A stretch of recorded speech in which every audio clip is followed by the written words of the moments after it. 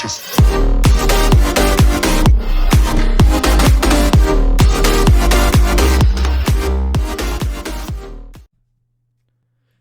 G.A.M.E.R here, and welcome to the first ever Gamer Unite podcast. We're going to explain everything. We're going to do everything. We got a great show for you planned today. And to get started, I'm going to go ahead and introduce our guest here, starting off with Ron. How are you today, Ron? I'm doing pretty good. Pretty happy to be here, obviously. Sounds great. All right, our second guest, because we do have four. Well, no, three. Three guests, four including me, I guess. We got Austin. You guys know plenty of Austin. Yo, what's up? What's up? Amazing. What's up? What's up? What's up? What's up? What's up? What's up? What's up? What's up? All right, and we got someone who you're seeing on the podcast for the first time.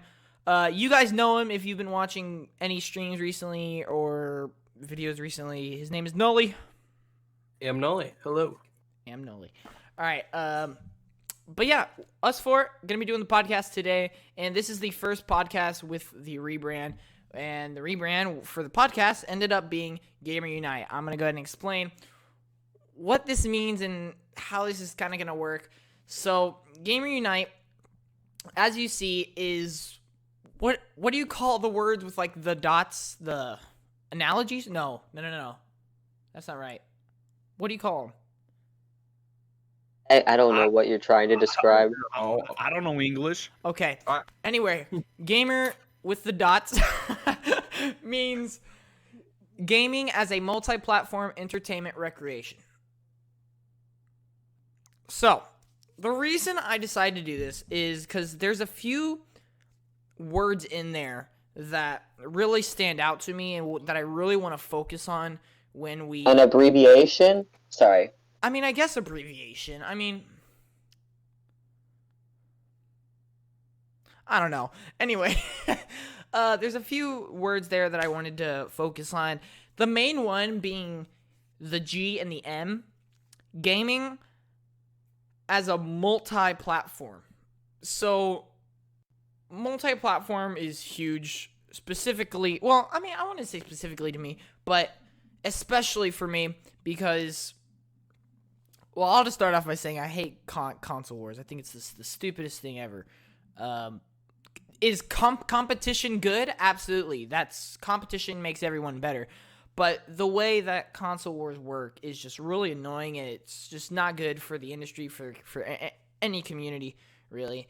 And so this is a time that I really just want to come together as gamers, come together as friends, family, and just talk about gaming as a multi-platform source of entertainment. I mean, it can't get much simpler, much better, much easier than that. And that's why I'm really excited to do this. As you see, we're going to be covering the entire month of October. So we're a bit late to doing this podcast, so we're just going to cover the entire month of October. This might be the longest one.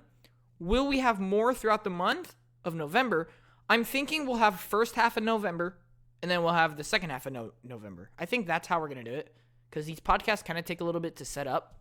So, I don't know. We might change some things, but as right now, I think that's how it's going to work. So, without further ado, are y'all ready to talk about the segments and how the podcast is actually going to format? Yeah. Yep. Let's get it on. All right. So, this is the segment. So, I will say, look, I'm going to do a little self-plug here. I did make all the logos myself, all right, which I'm pretty proud of it. I actually really like them, all right? I don't know what everyone else's opinions on them are. I think they're amazing. They look sexy. Very impressed. That's great. All right. So, we're going to go down the list starting at the top left. So, Target acquired. And let me just explain right now. You see how there's an Xbox, PlayStation, and Nintendo Switch. That means that these segments can be used for any platform. So I did mess up. The Lights Camera Gaming at the bottom right is also multi-platform. But yeah, just go with it for now. But anyway, starting with Target acquired at the top left. This is basically anything that has to do with acquisitions, because that is a huge part of gaming in the industry right now. Acquisitions within companies, or I'm not sure if I included just like studios in general. Anything to do with studios, that is what Target acquired is for. Or if they acquired like a IP or a franchise, like let's say Xbox gave the Banjo and Kazooie IP to someone else, that would be under Target acquired because they have acquired that IP. Going right, we are going to go to Back to Basics, which is the top right. This is basically, I know it's going to look like, okay, we're going old school with this segment. No, this is really just basic news, quick news to get out the way. Just nothing like breaking news and nothing like stupid. It's just like, it's like the basic news. It's what we like start out with. Drama alert. I mean, it speaks for itself.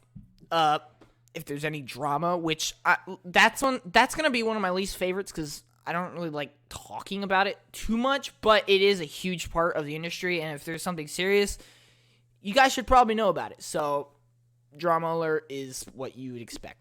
Game breaking news, obviously the biggest news of the weeks, the biggest news of the months. Some of these just speak for itself. Game breaking news, like, yeah, that's just how it is. On the money, I love the logo there, by the way. On the money is basically anything to do with pricing, costs, money. Like, let's say, yo, this game is up for pre-order now, and if you pre-order it, you get this bonus thing. That'll be on the money. Or the PS5 is back in stock at Best Buy. That would be on the money. So anything to do with sales. Oh, yeah, on the money would also be like, let's say Metroid Dread just became the highest selling Switch game or something like that, right? That would be on the money. So on the money is going to be a nice little fun one there. Random updates is things that aren't game-breaking news or aren't like just small news. They're kind of just weird updates that you might want to know about. And it might be one of the most fun ones because I think I put in a few like funny joke ones in there just to like make it a little more entertaining. So that one will be interesting. Then we go to the ones that aren't necessarily multi-platform. Actually, no, I will say Lights Camera Gaming is multi-platform. Basically, anything outside of actual video games. So if there's like a video game movie, if there's video game music, if there's like comics, books, I don't know, actors, you get the picture. Anything that's still gaming related, just outside of video games. Then we go left to we got Game Pass. It's as simple as it can be. It's all about Game Pass. Anything that has to do with Game Pass, because that is one of the biggest things in all of the gaming industry right now, is Game Pass. It has its own segment because it's just that good. As well as PlayStation Now and PlayStation Plus. Now That's a Plus is the PlayStation exclusive segment that we are going to have, which basically focuses on PlayStation Now and PlayStation Plus. Switch It Up is anything to... I don't really know because they don't really have like a subscription service, so it was really hard for me to do it. Switch It Up is just basically an extra segment for Nintendo Switch. It's not game-breaking. It's not like random updates, not back to basics. It's kind of like its own thing. So we'll see how Switch It Up evolves throughout the different months. But yeah, these are all the segments that we're going to be doing in the podcast. Let me know right now because I need to take a breather.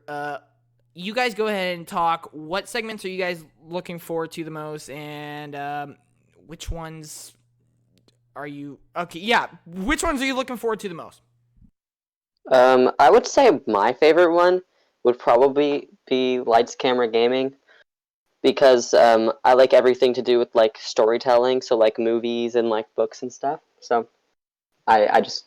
that would interest me the most. I'm looking forward That's to about this.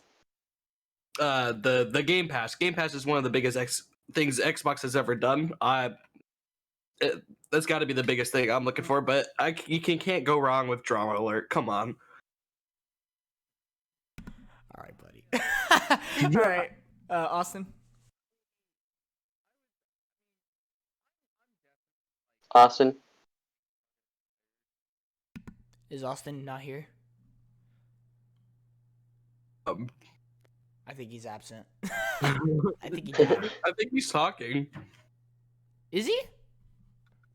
Hello. Oh, there you Why- are. Okay. Why was it not? Okay. All right. I would have to say, like, I'm probably most excited for like Target acquired and game breaking news. Because game breaking news to me is like I always like seeing like what's new and everything. Mm-hmm. And Target acquired, there's one specific reason I'm really like I look into that I stuff. know why. Yeah. Uh, Also with Switch It, I'm not saying I'm like really excited for it, but they do have a membership service, and it's do. kind of doo doo. it kind of is.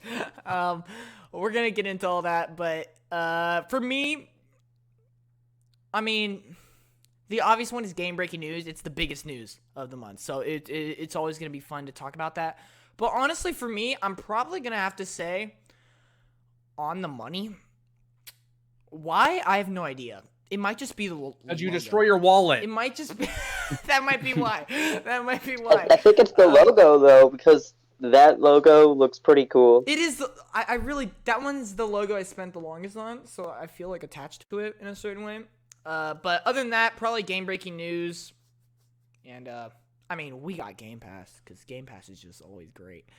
So anyway, not always actually, because there is a sad thing about it that happened recently. But anyway, let's get going with the start of the very first Gamer Unite, and we're gonna start with PlayStation. So in the previous podcast that we had, Nights on the Rise, we normally started with Xbox, then went PlayStation, then went Nintendo. Then sometimes we switch it to Nintendo, PlayStation, Xbox. PlayStation always went second for some reason. I don't know why, that just kind of happened. But anyway, we're starting with PlayStation this time. And out of all three the big three, I think PlayStation has the second most news. Unfortunately, Austin, it's just the same case scenario. Nintendo just has the least amount of news. Well, yeah. That's just how Nintendo operates. Yeah, But Nintendo isn't really a company that comes out really quick. exactly. They always take their time on everything that they have before Yeah. they put it out. Mm-hmm.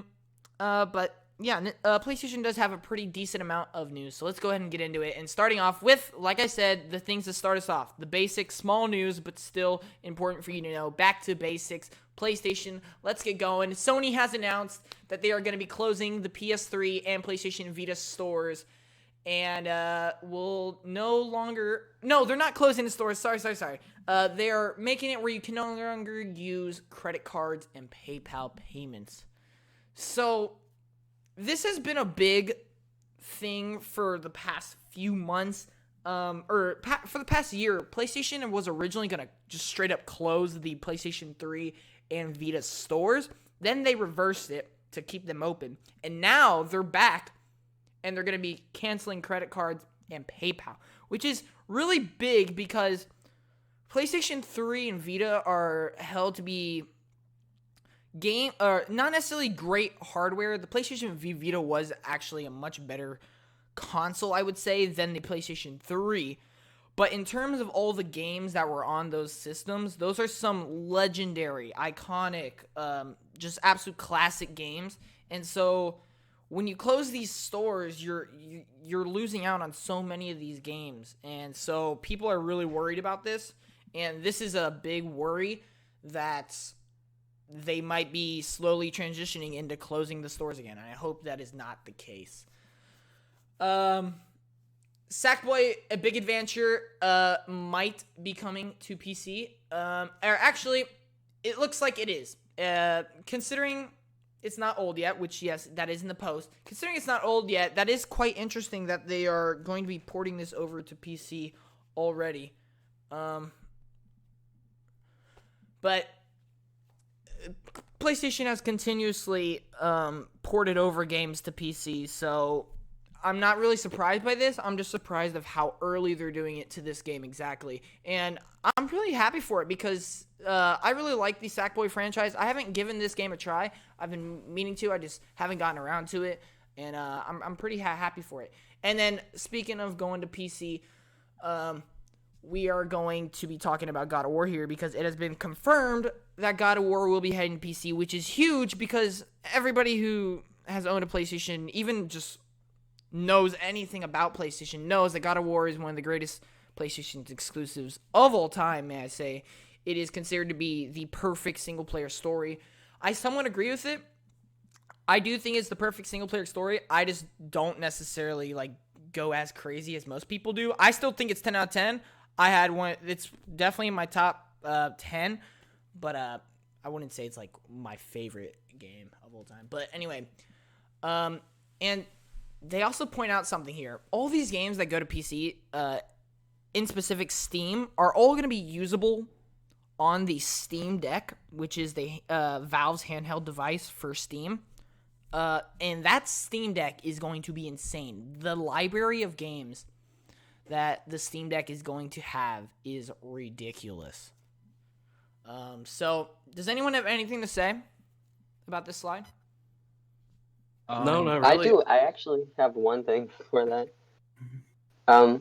If Sony is no longer taking credit cards or PayPal, there's pretty much no way to pay for anything, right? That is actually incorrect. So, when you go to the stores, there's these PlayStation gift cards that you can buy? Yeah. That's the only way to do it now. Oh, I see. Yeah. Yeah. I would say I would say that I really like how Sony's trying to approach PC.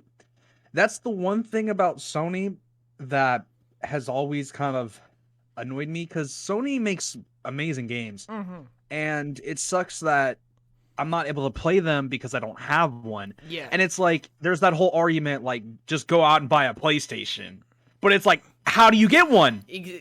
They're never in stock. Yeah. Exactly.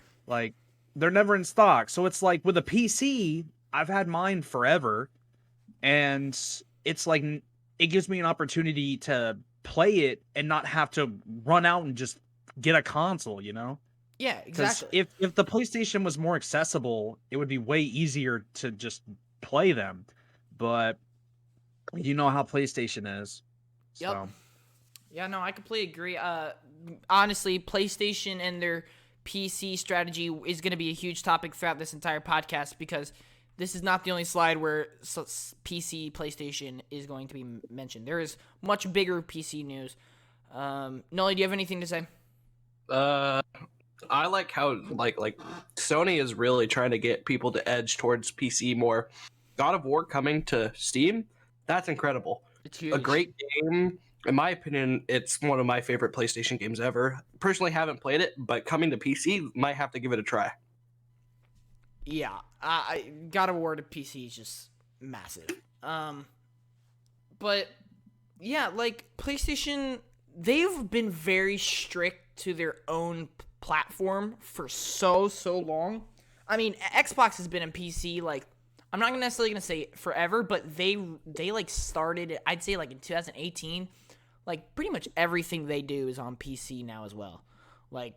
Xbox isn't just a console anymore. It's a ecosystem, right? But that's not really the case for PlayStation. They are still just the PlayStation console currently, but it definitely looks like they're trying to transition into more of a platform rather than a system. Now all I need is for Final Fantasy VII Remake to be put on PC.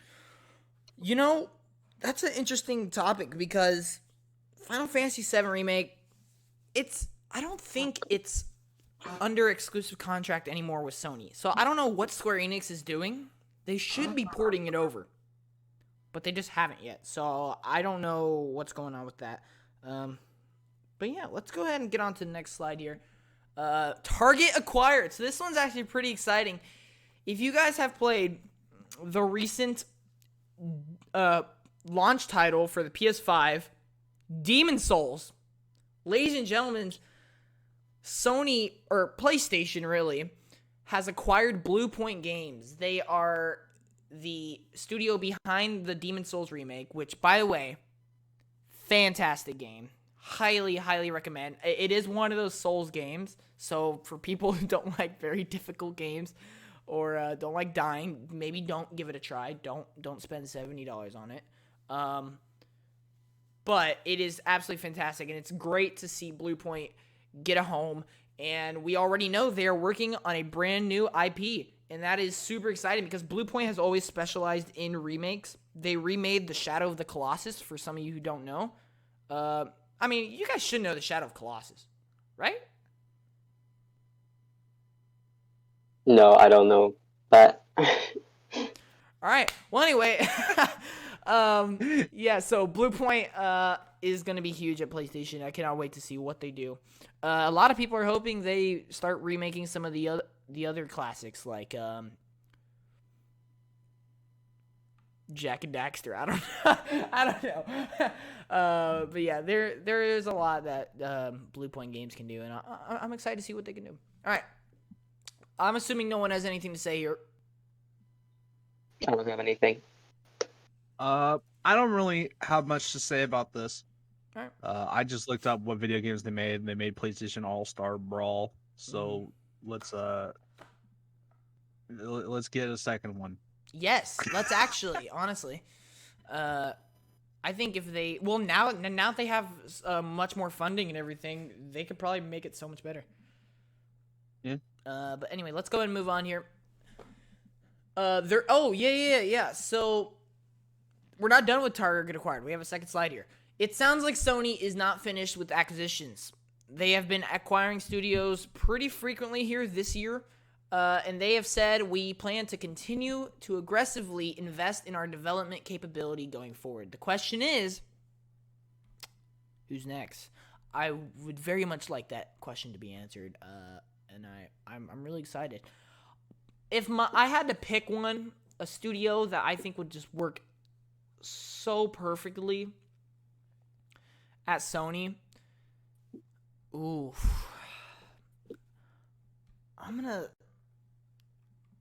that's a really tough one. I'm gonna probably say this one will never happen, but Kojima Productions would be insane.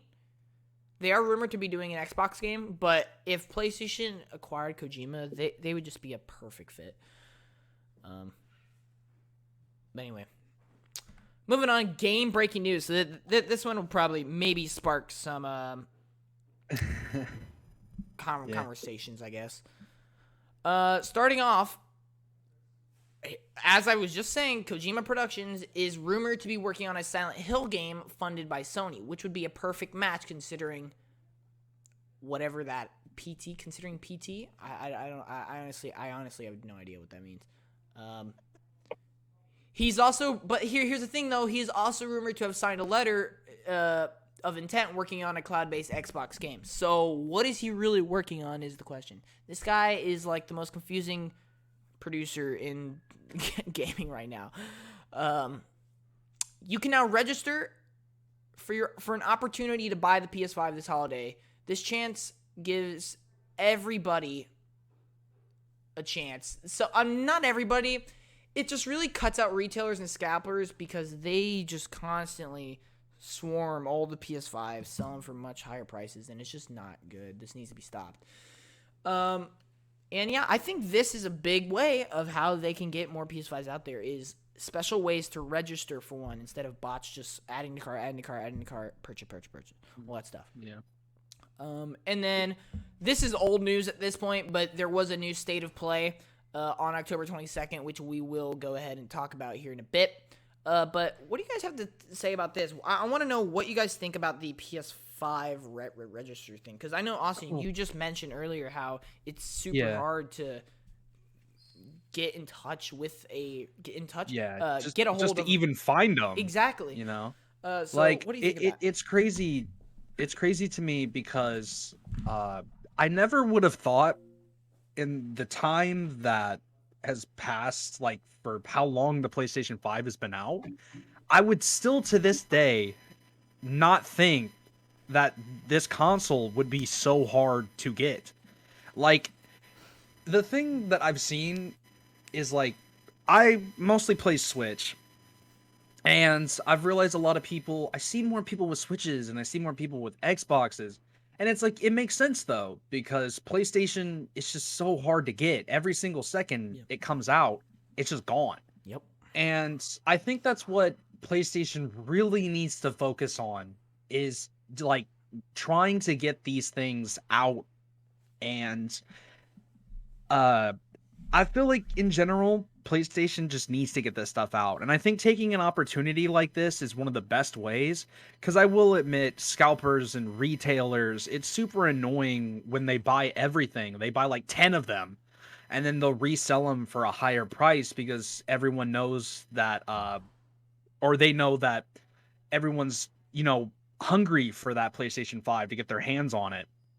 So I definitely think this is a better measure to take in order to get their console out there without everyone just not being able to get their hands on one. Yeah. Uh, yeah, like you said. Now, however, this is bad news. Which I don't know if I put this news in the podcast because I'm not exactly sure how old this is, but they did say they don't plan on meeting demand until at least halfway through 2022, and that is ridiculous to me. We're almost 1 year into the PS5 life, and it's still impossible. Yeah. Sure, we are in a pandemic, but I just don't know if like you gotta find a way.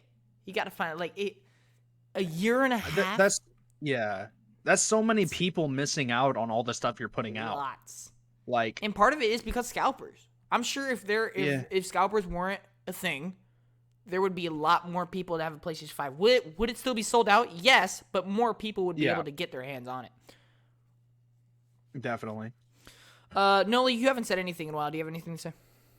The thing about scalpers is what they do is they sit on these consoles until they sell. They don't care what they're worth. Oh yeah. They want to get more. Yep. Same with the Xbox. Due to supply and demand, the chips used in consoles are going into cars first. But it's just they can't meet demand because the world can't meet demand. Yeah. And recently a scalper was arrested for all types of like selling consoles for $2,000 without a controller. Open boxes.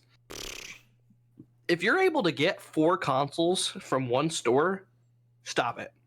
No. Yeah, that's not right. Yeah, I know. No, I understand that. Like, there are some people who buy them in like bulk, basically.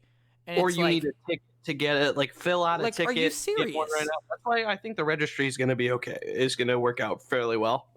Yeah. Ron, will we still see scalpers?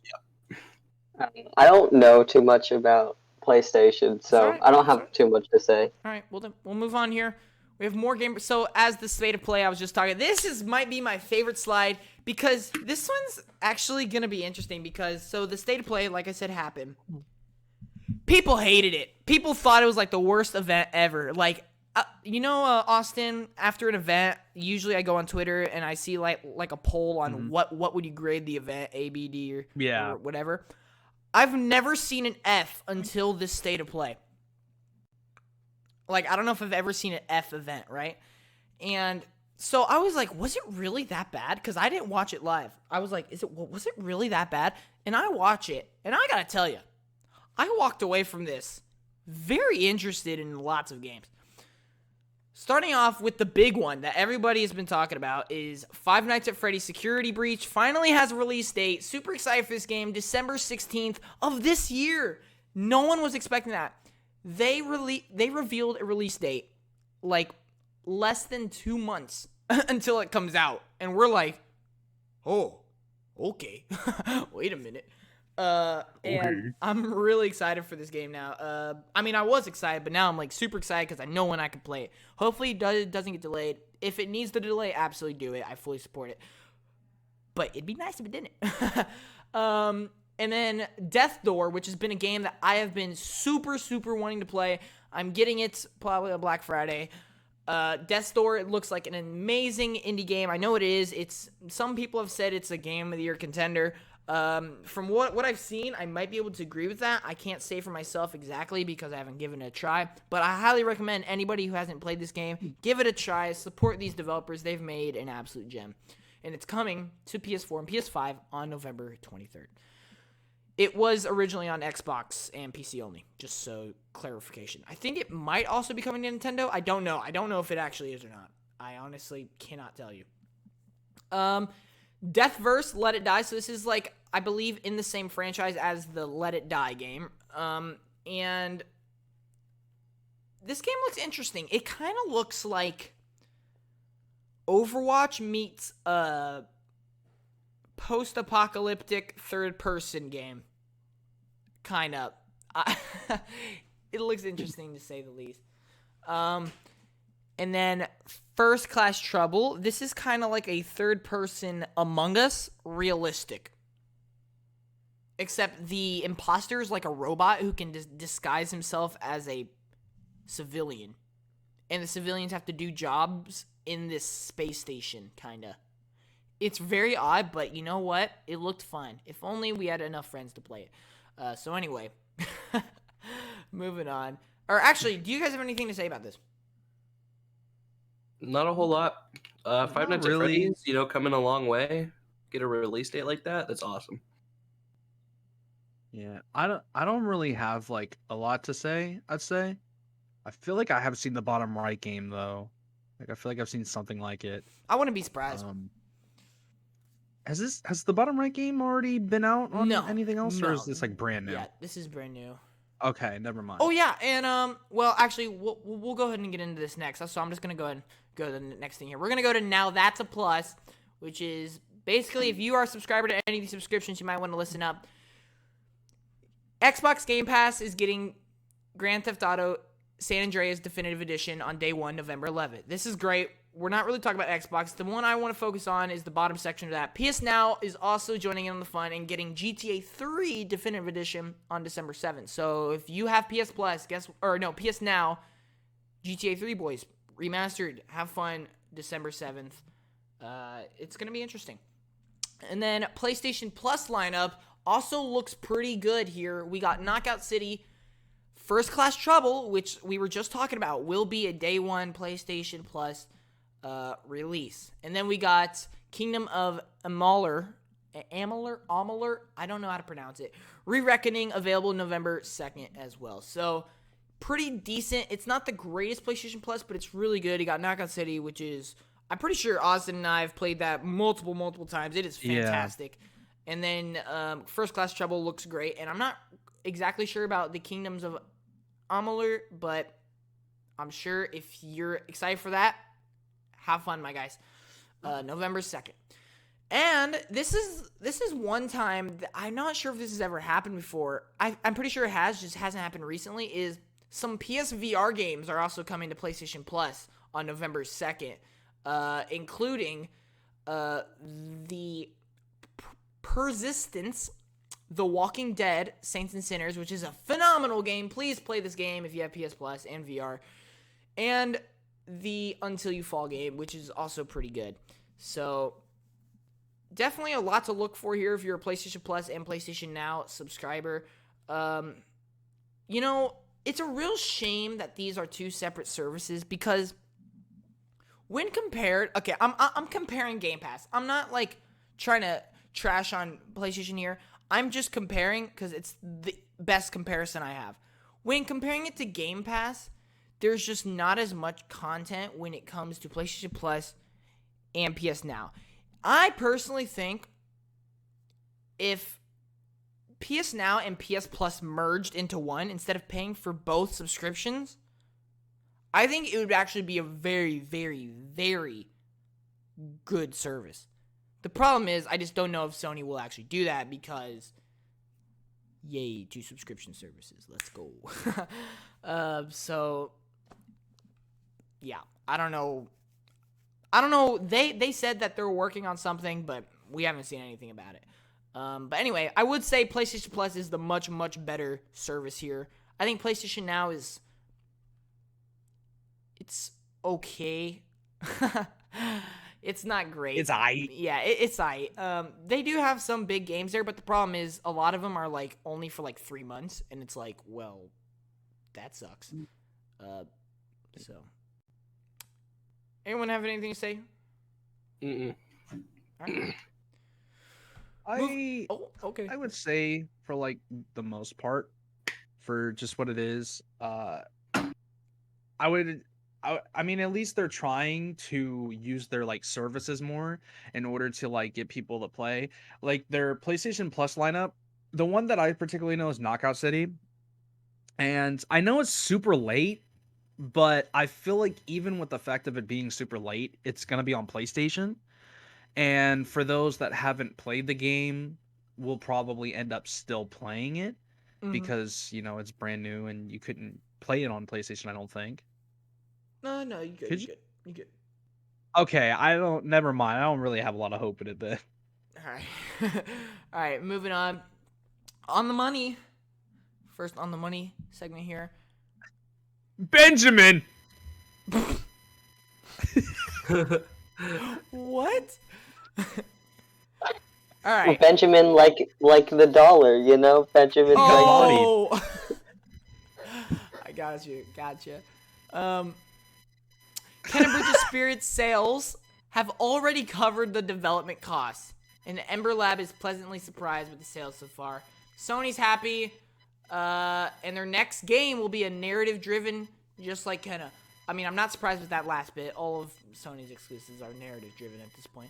But this is great because G.A.M.E.R Spirit is a great, great game. I haven't played it, but I've already watched it.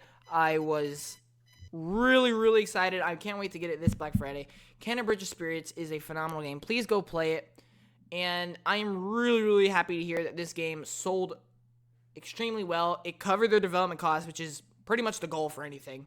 And Sony's happy. I can't wait to see what Ember Lab does next. They have so much talent in that studio. I just cannot wait to see what they can produce next. The PS5 has finally broken the Nintendo Switch's 33-month sales streak in the US, which means the PS5 was finally the highest selling console in a month. The Switch previously held the record at 33 months, which is that's insane for Nintendo. That is bananas.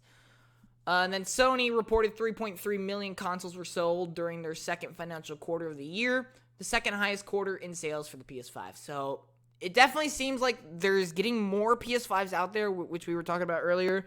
Still not enough to meet demand, nowhere close, but at least they are selling well and they broke the record, so it means they're doing well somehow. So props to Sony here.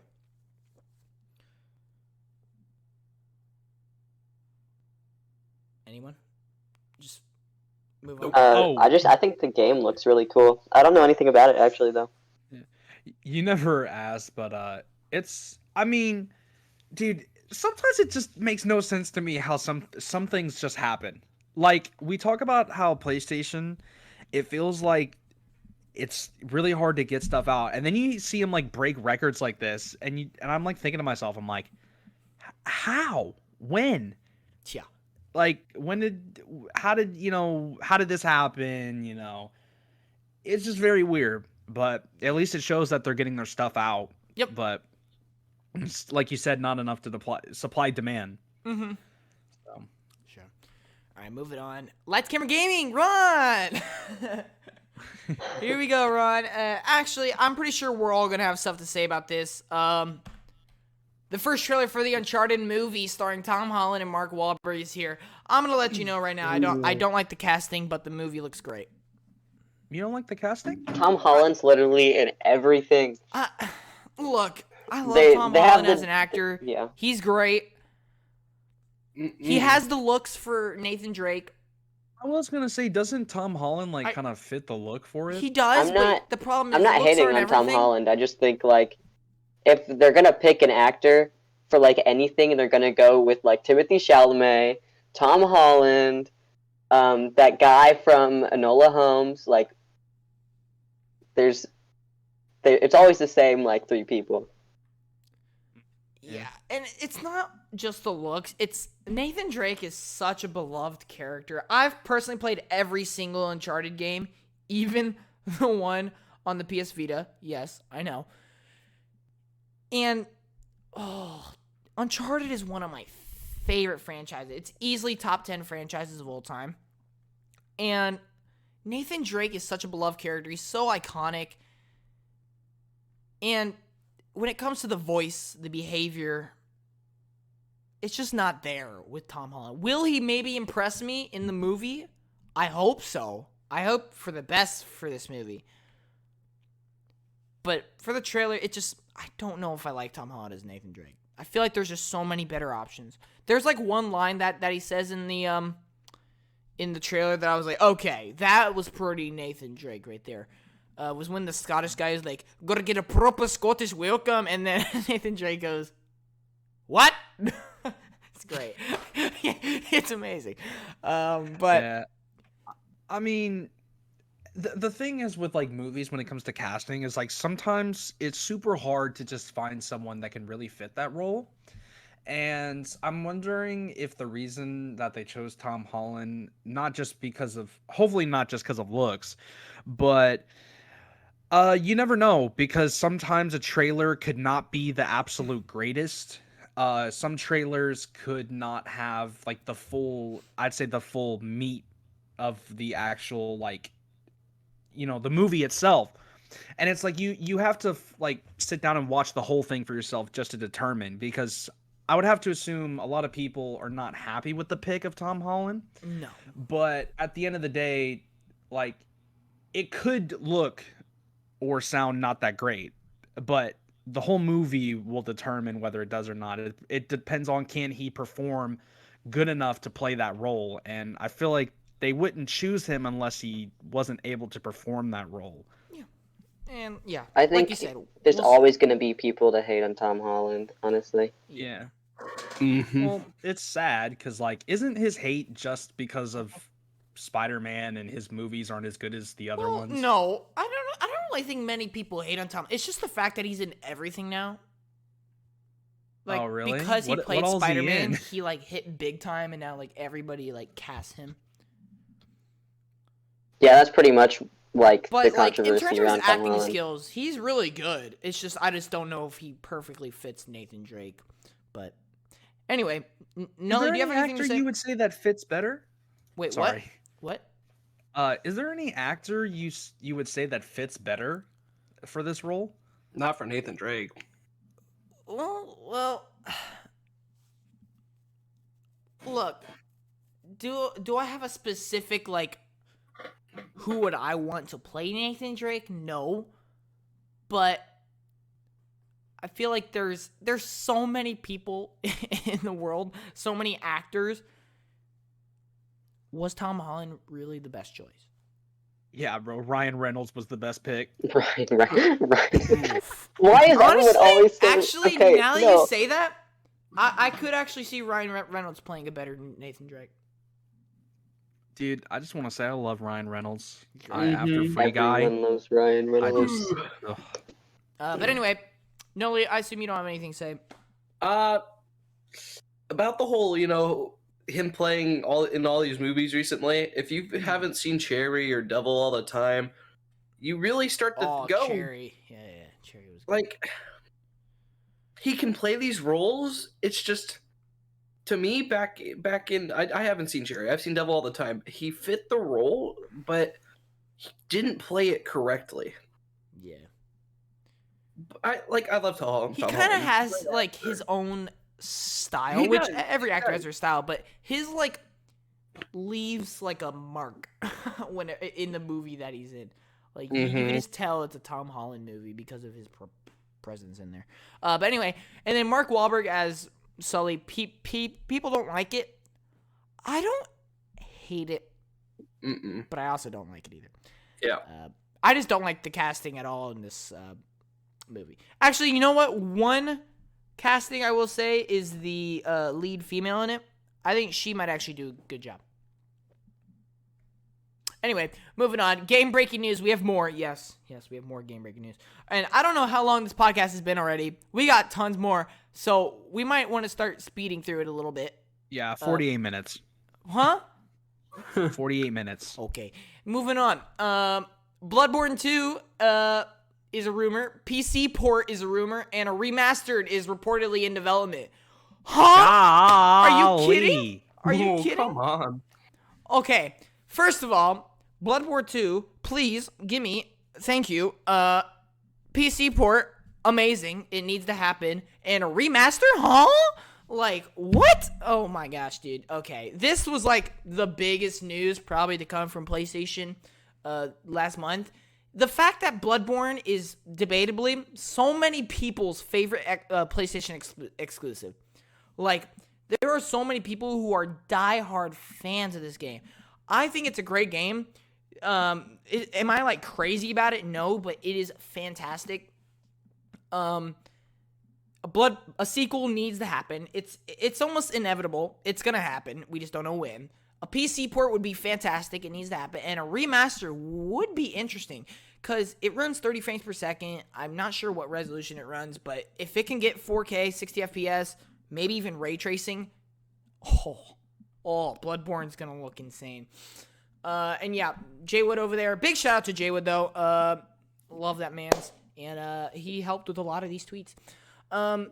Yeah, he's talking about Bloodborne. Please be true. Hashtag PlayStation 5. You can now register. Oh wait, I think we already talked about that. Yeah. Yeah. So we already talked about that. You just put that there again. Yeah. Okay. Anyway, moving on. That's crazy. Golly. Wait. Oh yeah. Does anyone have anything to say about Bloodborne 2? Nope. That's crazy. Like, that's so much. Like, just for one series. Well, that just puts it into retrospect how much people love this one game in the series so much that people want so much more of it. Yeah, that's crazy. I mean, a sequel, a PC port, and a remaster. Golly. Yeah, I know. It's that's a lot of work. Let's pray, Bloodborne fans. Let's pray. All right, moving on. Random updates. These ones we could just fly through real quick. It's becoming more obvious that PlayStation gamers are going to need to prepare for Sony making big push into platforms outside of PlayStation console. Obviously, we have already talked about them porting over to PC. I hope it continues. Which, by the way, I don't know if I put this in the podcast now. They have officially rebranded their PC games to PlayStation PC. They have a designated title for their PC games. The technically publisher is PlayStation PC now.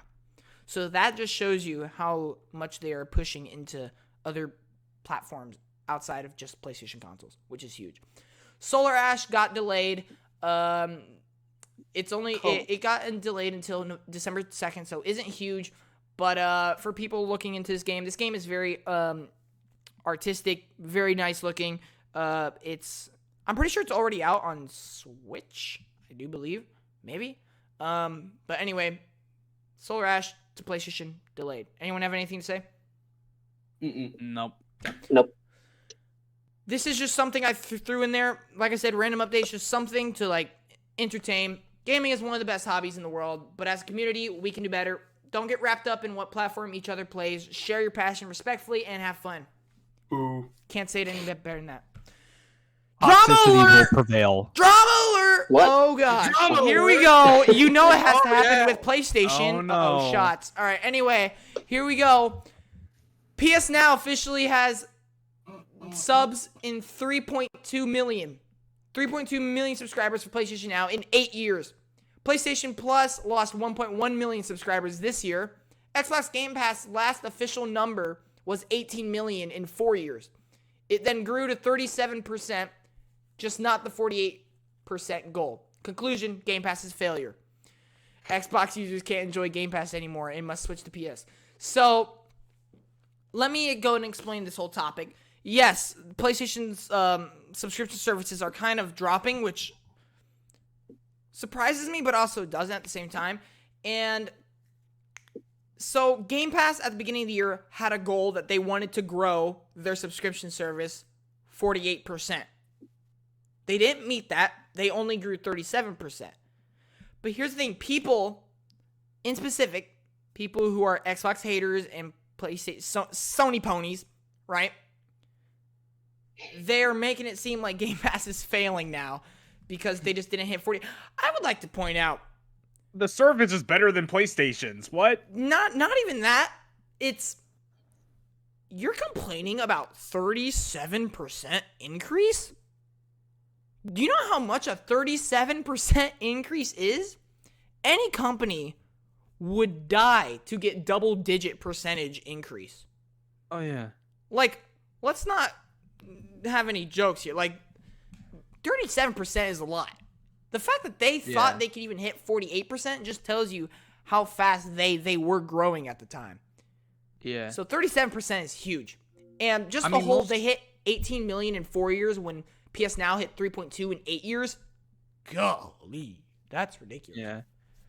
I mean, most companies, most like, the big like companies and stuff, like at this point they're just trying to make a subscription like Xbox, because Xbox They really are. had They such a good literally subscription. started it. They like started the big old trend. Sure, PlayStation Now came out crazy. first, but it was nowhere near like high demand or like hot at the time. Yeah. After being threatened with legal action by Sony, Black PS5 faceplate company has stopped selling its dark plates, adding, beep, Sony. What the heck, Sony? Dang. What the heck? Like, if people want to customize their PlayStation, let them customize your play. You literally made it where the faceplates pop out of the PlayStation so you can swap them. Do we have a Nintendo situation? We have a Nintendo situation. Oh my goodness!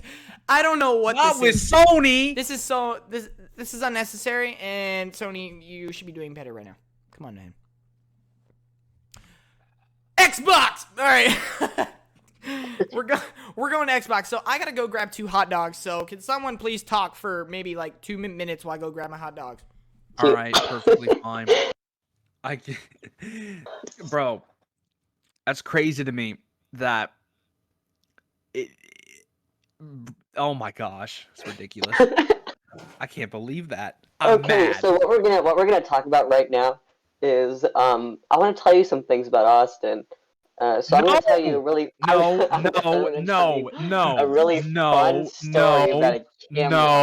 Okay, and so Austin, you can't just say no the whole time. I don't know what you're talking about. Can you let me tell this? Can you let me tell this story? I want to talk about Minecraft. Then talk about Minecraft. I want to talk about Minecraft. Do it. All right. Minecraft is a very fun game to play with your friends. You can build houses. Okay, this is boring. I'm fight telling my enemies. story. What? Okay, so Austin, please don't interrupt me anymore. Okay. I want to interrupt you. Okay, so Austin was trying to get a webcam for his computer so that on Discord or streaming he could have a webcam, right? And so him, John, and I were on a Discord call, and so he's talking about this webcam, and he's like, "Okay, I bought it. Where is it?" And we're like, "What?" He's like, "I'm supposed to get it, right?" And we're like, "Yeah." And he's like, "So how do I install it on my computer?" And we're like, "What do you mean you bought a camera?" And he's like, "Yeah, so why isn't it on my computer?" He really thought that a camera would just magically install itself into his computer. And we're like, "No, Austin, it comes through the mail. Do you not know how computers work?" John tells the story better than I do, but I'm not a This man- boomer. this man, I swear.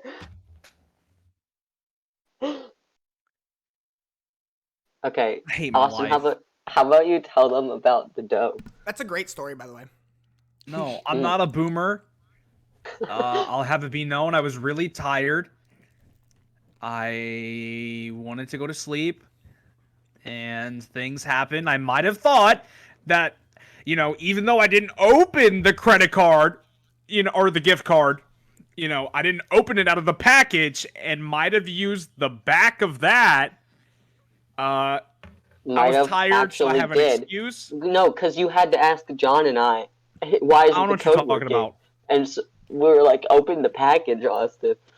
No video, no proof. What do you think of that, Noli? He's literally talking about it right now. Moving on. Let's go to Xbox now. Get me out of here! Get me out of here! Please tell me you know what I just did, Austin. Just go on to Xbox. Get me out of here! Go on to. Do you know that? Come on! Wait. Get me out of here! I know. Yeah. I know what you're doing. Go. All right, Xbox. Back to basics. Oh, I don't new want to Grounded relive update. this pain Hotter, anymore. hazier. Oh yeah. Grounded's a great game. I'm definitely gonna have to check this update out because apparently it makes it more like an RPG now, which is what Obsidian's specialty is. So, really exciting there. The Xbox Games boss says it will share more on Everwild when Rare has something cool to show. I don't even know how to talk about this game because this game visually looks stunning. We know it's going to be big, I guess, and we know it's by Rare. We have no idea what the game actually is. We've just kind of seen the visuals, and it got through a whole restart, apparently, like either last year or 2 years ago. So what's going on with that game? No idea, but take as much time as you want. We just want a good game. Ain't this coming out in like 2024? Oh, yeah. It got delayed till 2024. Oh my god. Yeah, ridiculous. This is interesting. Psychonauts 2 and Double Fine have received 6 nominations Let's at go. this year's Golden Joystick Awards for Best Storytelling, Best Visual Design, Game of the Year, Best Performer, Ultimate Game of the Year, and Double Fine as Studio of the Year. Vote now, ladies and gentlemen. What can we say except well-deserved? As it should. It should, yeah. Absolutely. Awesome Yeah, game. I love watching you guys play it. It's, dude, people who It's so good. It's so good. people who either overlook it for some reason do not. This game is gold. Yeah. This game is amazing. The game is so like 15 or 16. I don't remember. I think it's 16. 2005. That's 16. Yeah. 16 years for a sequel. And golly, they Pulled it off in all it the was right ways. worth it. Mm-hmm. Absolutely. And Like- now all we can ask for, when's that third one coming out? Oof. When's that? And When's they've that set it trilogy? up for a third one too. Oh yeah. They've Oh set it yeah. up. Bro, it's just a matter of time. And especially with all the well reception it's gotten, it's almost inevitable at this point. Yeah. Cannot wait. It's such a good sequel, so good. I'm really glad it's getting the recognition. Like all of the awards that it was nominated for, I may not particularly say I think that it wins that category, But it deserves a but I nomination. do believe that this is a contender for Game of the Year, and I think all of these these nominations are good nominations that at least belong there. Completely agree. All right, moving on. Target acquired. I don't exactly know what this is about. Hold on. Ah, yes. Phil Spencer, the man himself, the legend himself, on Xbox acquisitions. We're definitely not done. No, dude. There's no quota. No, dude. No timeline where I have to go acquire studios by a certain time. No, dude. But if we find a studio where we have a good fit, absolutely. No, dude. Bring them in. Bring them in, boy. Sit them down at the desk. Send the paychecks. All right. Sony Studios. I don't know. Let us do business. I don't know if okay, so I'm going to add something here because it happened recently. Sega is now partnering with Microsoft. No, this is not an acquisition. This is a partnership. What can they be doing? They have already said that they are working to bring. Well, what exactly was it? It was like next gen quality, new IPs. basically, to new IPs and stuff. That's huge. Dude, It's huge. when John told me about this, I was just like, yeah, baby! That's what I was talking about! That's what it's about! That's what it's all about! Woo! Let's freaking go. I'm so happy about that. Me and John, for the longest time, have been talking about, like, how Sega, currently, at the moment, I wouldn't say is in the absolute worst, but there are a couple things that they are struggling with, such as like their main uh, character or like video game franchise, which is Sonic the Hedgehog, and now kind of struggling with Yakuza, which is really sad. Yeah. And I'm hoping that this partnership can be huge because I feel like if Sega were to work best with any like of these three titans to put their games on, I think Xbox would be the best. My personal, like, I would want Sega to most likely partner or be acquired by Nintendo, because every time you think of Nintendo, most people would think of like Sega sometimes, because Sega also has a lot of animated type games and they fit more in the Nintendo category. But just hearing that this partnership is happening really sets Yeah. up a lot for Sega to I'm on a fix the call with mistakes John. that they had. You know? Yeah. And I'm really excited for that. Yeah. I hope we get a lot of cool stuff from it. Oh, could you make me one? Yes, Ron, we will. Yes. We'll make you an acquisition. We'll give you a Sega.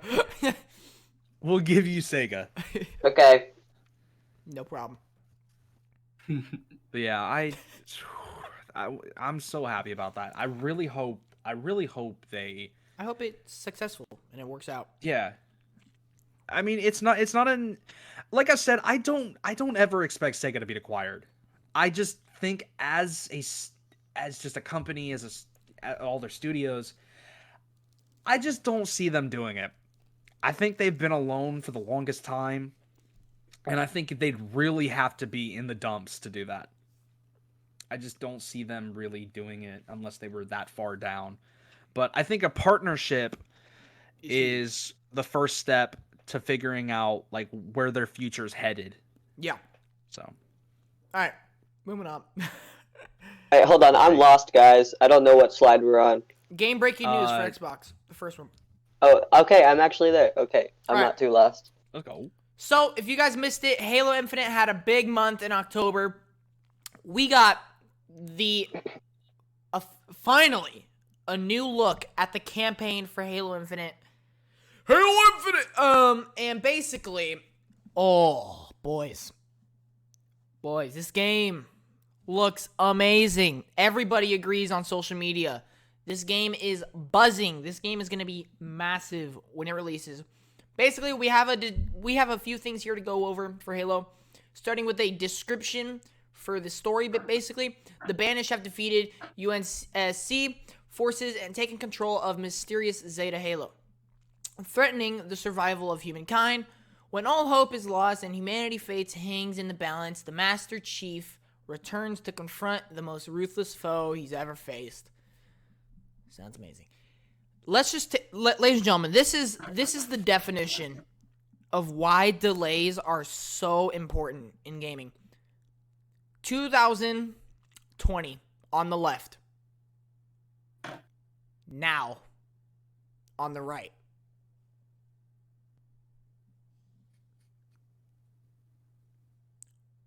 What the heck did they cook up in that factory? I mean, look at the. I mean, I'm still, every time I see it, I'm like, oh, holy smokes. Did they try? Yeah. Oh my god. Okay, first of all, some things can be said. Oh, amazing work on the right, but what the heck were they doing on the left?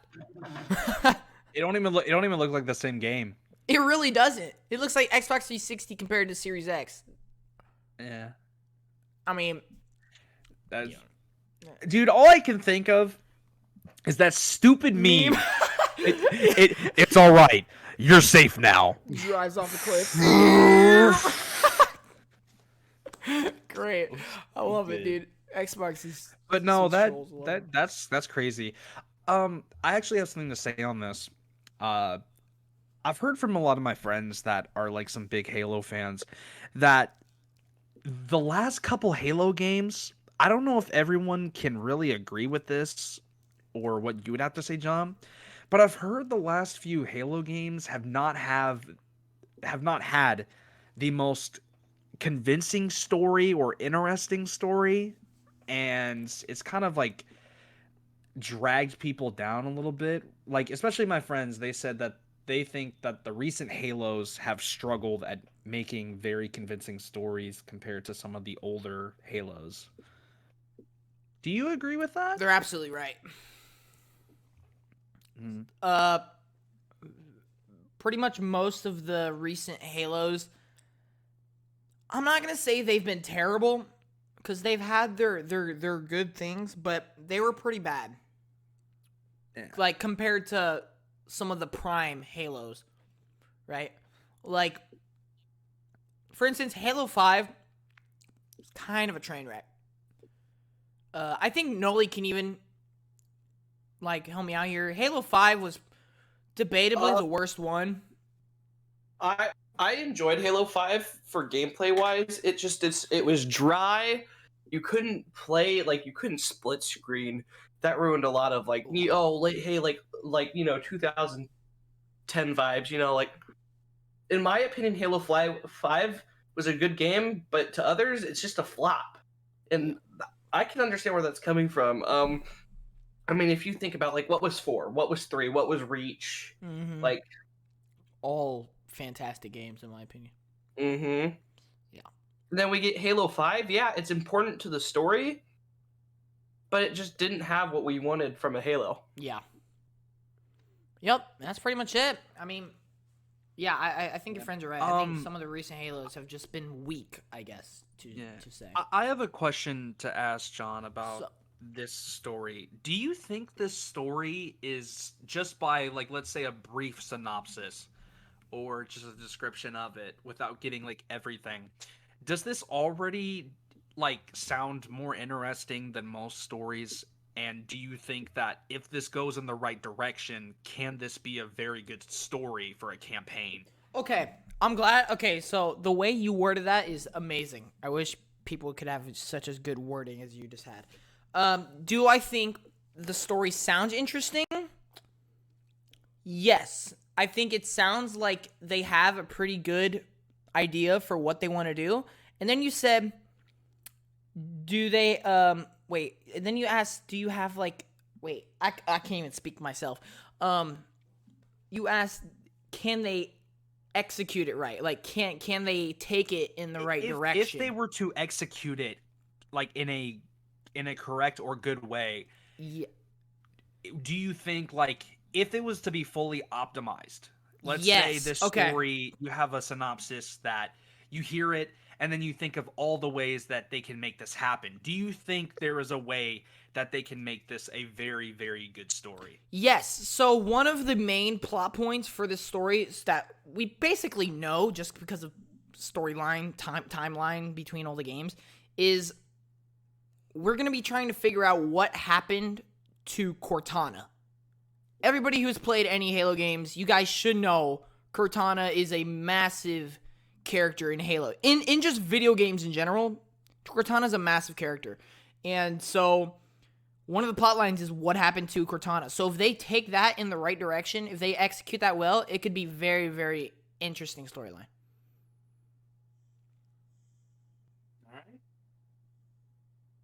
Anyway, new footage of Halo Infinite's campaign has revealed new outpost gameplay alongside a new AI companion. So, pretty good stuff. Cannot wait for this game. I have a lot of reading to do here. I'm just gonna work through this because this is insane. This is insane. This is actually like it may seem like a bunch of words, but like when you really think about it, Xbox has it cooking. All right, here we go. As for the already mentioned Avowed, About 100 people work on it at Obsidian. And the team, The Outer Worlds 2, is about 70 specialists. In addition, according to an insider, the studio would like to release one game a year for 7 years. The release will take place in 2022, Grounded, in 2023, Avowed. In addition, the studio is working on a secret game that a small team is working on. And finally, a new game, IO Interactive, with codename Project Dragon, medieval fantasy, will be in development for a long time, and Microsoft will soon announce a partnership with a small team that has already created games for the company in the past. All in all, Xbox is preparing a lot of new games right now, and Corden mentioned the codenames for two of them, the Shaolin Project and the Belfry Project. There is also a collaboration with the studio Mainframe, made up of former employees, CCP Games, Remedy, and Next Games, as well as striving to create a kind of sandbox accessible through the cloud. So, a few things to talk about here. Number one, Obsidian, Avowed. They have 100 people working on it. It's pretty big. That's pretty good. Outer Worlds 2 has around 70 working on it. Also pretty decent size there. They said Obsidian Entertainment wants to release one game every year for 7 years. Are you kidding me? That is like that's a lot. That's a lot. Like, it is a lot. That because the thing that surprises me about that is a studio can pull it off. Mm-hmm. It's just, can they keep consistency? Because a year, a lot of games, depending on how big they are, will take a while to make. And I wonder if they're really, like they said, if they really are going to do this, is the quality going to be there? Exactly. Is the quality going to stay consistent? Yes. It's like, sure, quantity's great, but quantity doesn't mean anything unless there's still quality involved. And they even said that some of their studio is working on a small game, right? A small team's working on it. So by 7 games doesn't mean a huge blockbuster AAA insane game every year. It just says game. So we know they're working on Avowed, which is probably their biggest game, the biggest blockbuster. Then you have Outer Worlds 2, which is also a massive game and a blockbuster. I'm sure they're working maybe on another big blockbuster, but what if the other ones are just smaller games? What if they're things like Knockout City? You know how EA makes these fun multiplayer games every once in a while? Yeah. What if they're working on things like this? I would love it, because that gives more variety to Xbox. And guess what? It's more diversity. Guess what? Just in every podcast in the future, you're going to hear me say this 20,000 times. It's all an Xbox Game Pass day one. I feel like we hear that all the time anyway. All the time. But that's just the truth. How am I not supposed to say that? You're telling me one game a year from one studio for 7 years straight, all those games go to Game Pass day one. It's ridiculous. It's crazy. IO Interactive is working on a game named Project Dragon. We've known about this for a while, but they say they're going to be working on it for a long time. So it sounds like they are really devoted to developing this game. They're really dedicated to making this a fantastic game, and I can't wait, because IO Interactive is really talented, and we know Microsoft. They've been making bangers, so can't wait to see what they do there. And then Microsoft will announce a partnership with Small Team. I don't know who it could be. They've said they've already created games for the company in the past, so that's pretty interesting. I can't wait to see what that is. And then all in all, they're working on a lot of new games. Corden mentioned the Shaolin Project, Belfry Project. I cannot wait to see what those games turn out to be. Personally, the Shaolin one sounds cooler, but those really don't have anything to really do with the actual game. They're just code names. And then they're also working with the studio Mainframe. So there's a lot coming, and this is just a little bit. This is like a slice of what's going on with the Xbox studios right now. Moving on, ID Software is hiring for a long-running, iconic action first-person shooter with sci-fi and fantasy elements. Are we talking about a multiplayer-focused Doom? Or are we talking about something else here? What is ID cooking up right now? What is ID cooking up right now?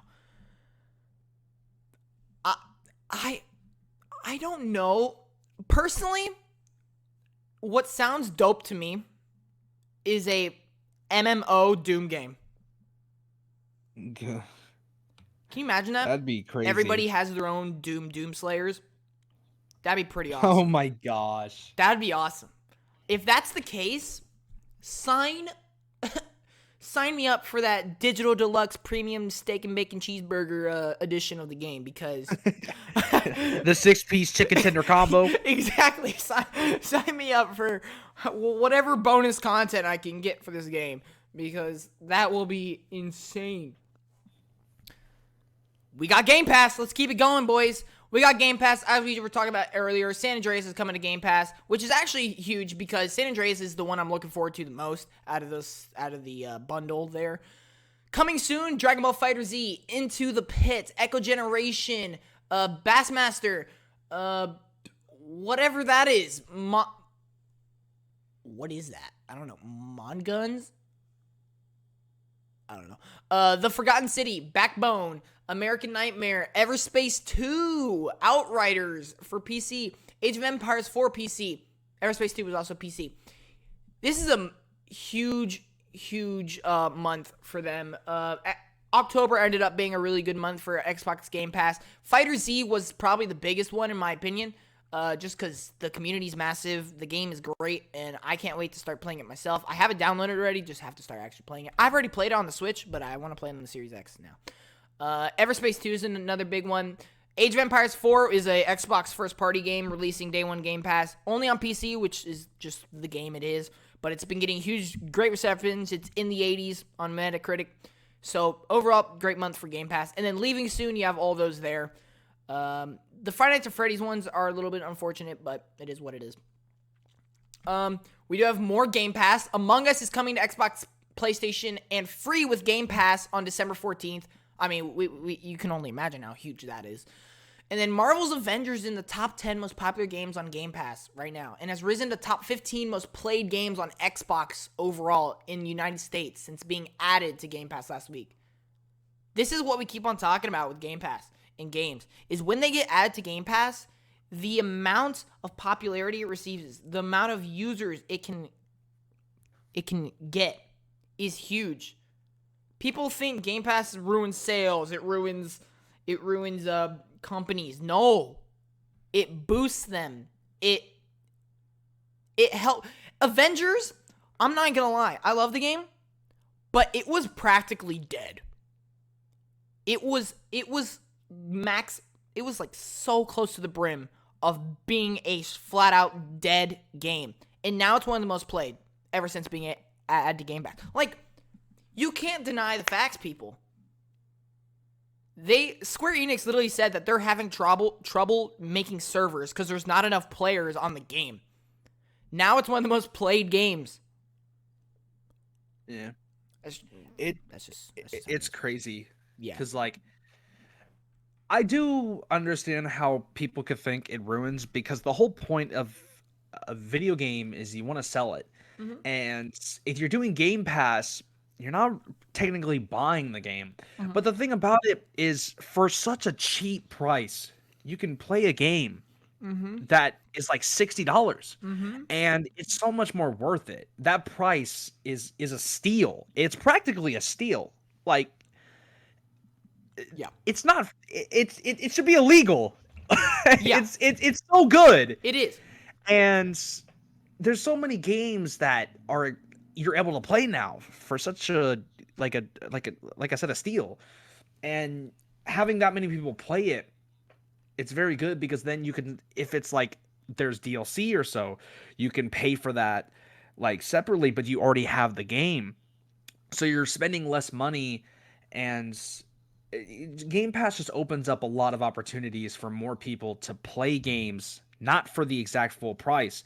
And if there's anything that's going on like DLC or anything as of that, you can always spend your money on that to support them as well. Yeah, and here's the thing. In terms of, yes, you only pay $15, but guess what? It's a subscription service with subs. $15 per person. It is rumored to be right around 28 million subscribers now. Do the math. 28 million times 15. That's how much money they make in a month off this subscription. Sure, you're not selling copies, but guess what? These subscribers will pay way more over time because that's just how subscriptions work. They don't have to keep on producing copies.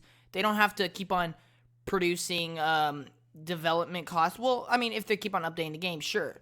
But the fact is, Game Pass pays the developers based on how much their game is played. So they're not really losing out on any money here. And trust me, Game Pass Weeks makes way more money. I just did the math. Sorry. I just did the math. And it's convenient that it's this number. They're making $420 million a month. Yeah. A month. Times that by 12. Yeesh.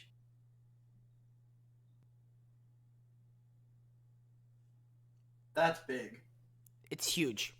That's how much they make in a year, people. Game Pass does not make them broke whatsoever. 5 billion, 40 million. Exactly. Huge. That's more than what PlayStation bought Insomniac for. That's actually triple what PlayStation bought Insomniac for.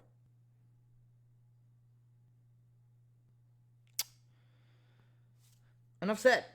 And here's the thing. This service is so good, it's going to continue to grow. I wouldn't be surprised if it hits near 40 million by the end of next year. Guess what? They don't have to pay any more for Game Pass. We're just paying more for Game Pass. It's not like because they have more subscribers now, they have to put more money into Game Pass. No, they keep on doing what they're doing now, and we keep on spending more and more and more and more and more. It's ridiculous. It's ridiculous. Anyway, moving on. We got more Game Pass stuff. It just never stops. It never stops with Game Pass. There's perks, and one of the perks is for the new Back 4 Blood. You can get this new little pack for Back 4 Blood, so make sure you go check that out. We have the November games for Game Pass. We need to talk about this because this might be one of the greatest months I think I've ever seen for Game Pass. You have San Andreas. It Takes Two. Horizon 5. Kill It With Fire. Unpacking. Football Manager 2022. One Step from Eden. Football Manager 2022 for PC. And Minecraft for PC. Ladies and gentlemen, just to put into retrospective, It Takes Two and Horizon 5 are both, in a lot of people's eyes, Game of the Year contenders right now. They are two of the top 5 highest reviewed games of the year. Guess what? They're both in Game Pass. You can now play them both. Grand Theft GTA San Andreas is a big game coming out here soon. Day one, Game Pass. You have all these other games. Football Manager 2022 also got great reviews. Then you got Minecraft, one of the most beloved games of all time, going right to PC. This is just the first half of the month. They have a second wave in the second half. Every month has that. They always have a second wave. This could legitimately be one of the best months in Game Pass. And by the way, Horizon 5 is a day one release too. So, they went ham this month with GameStop. Or with not GameStop, Game Pass. Bro, I just want to talk about how, like, I'm just going to say, it's just a very short thing. Like, I think this is such a good, like, Game Pass month to do. But I want to say one thing for, like, I don't know, I just want to get it out. Bro, like, awards and everything for, like, games that have come out this year, I'm so glad that platforming games have really Bro, been they stepping it up. skyrocketed this year. Dude, I've been wanting platforming games to just I feel like we've been missing a lot of really good platformers. Mm-hmm. And this year, you've gotten Psychonauts 2, It Takes Two, Ratchet and Clank. Ratchet and Clank. I mean, isn't Metroid Dread kind of like a platformer? It's technically a 2D platformer. Technically. Yeah. It's like it's crazy to me, and I love seeing it. And It Takes Two is so fun. It is. I really need to finish it with someone. It is. I need to. Bad. By the way, speaking of Forza Horizon 5, guys, it is officially the highest rated game of 2021. Dang. It just is. It's a serious game of the year contender. I know what everyone's thinking. It's a racing game. So what, people? A good game is a good game. I really don't care about that.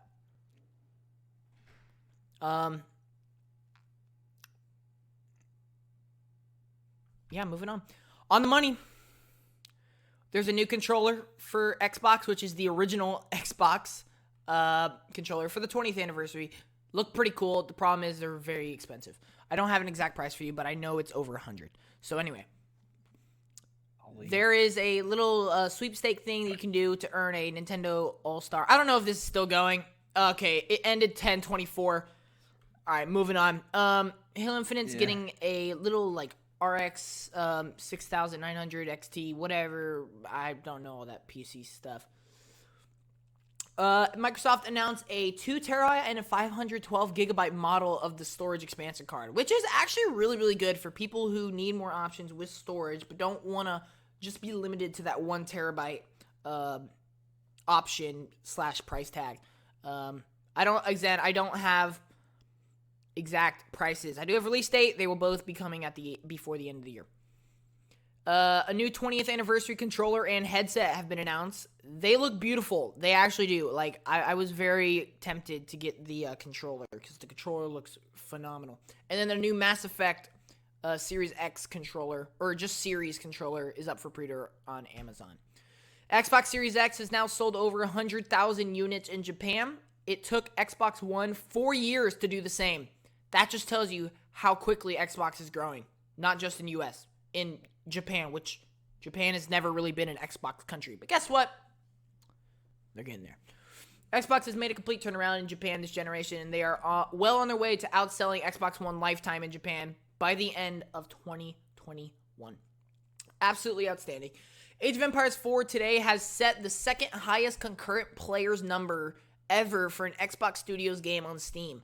Top 5, Halo, Master Chief Collection, Age of Empires 4, Sea of Thieves, Flight Simulator, and Horizon 4.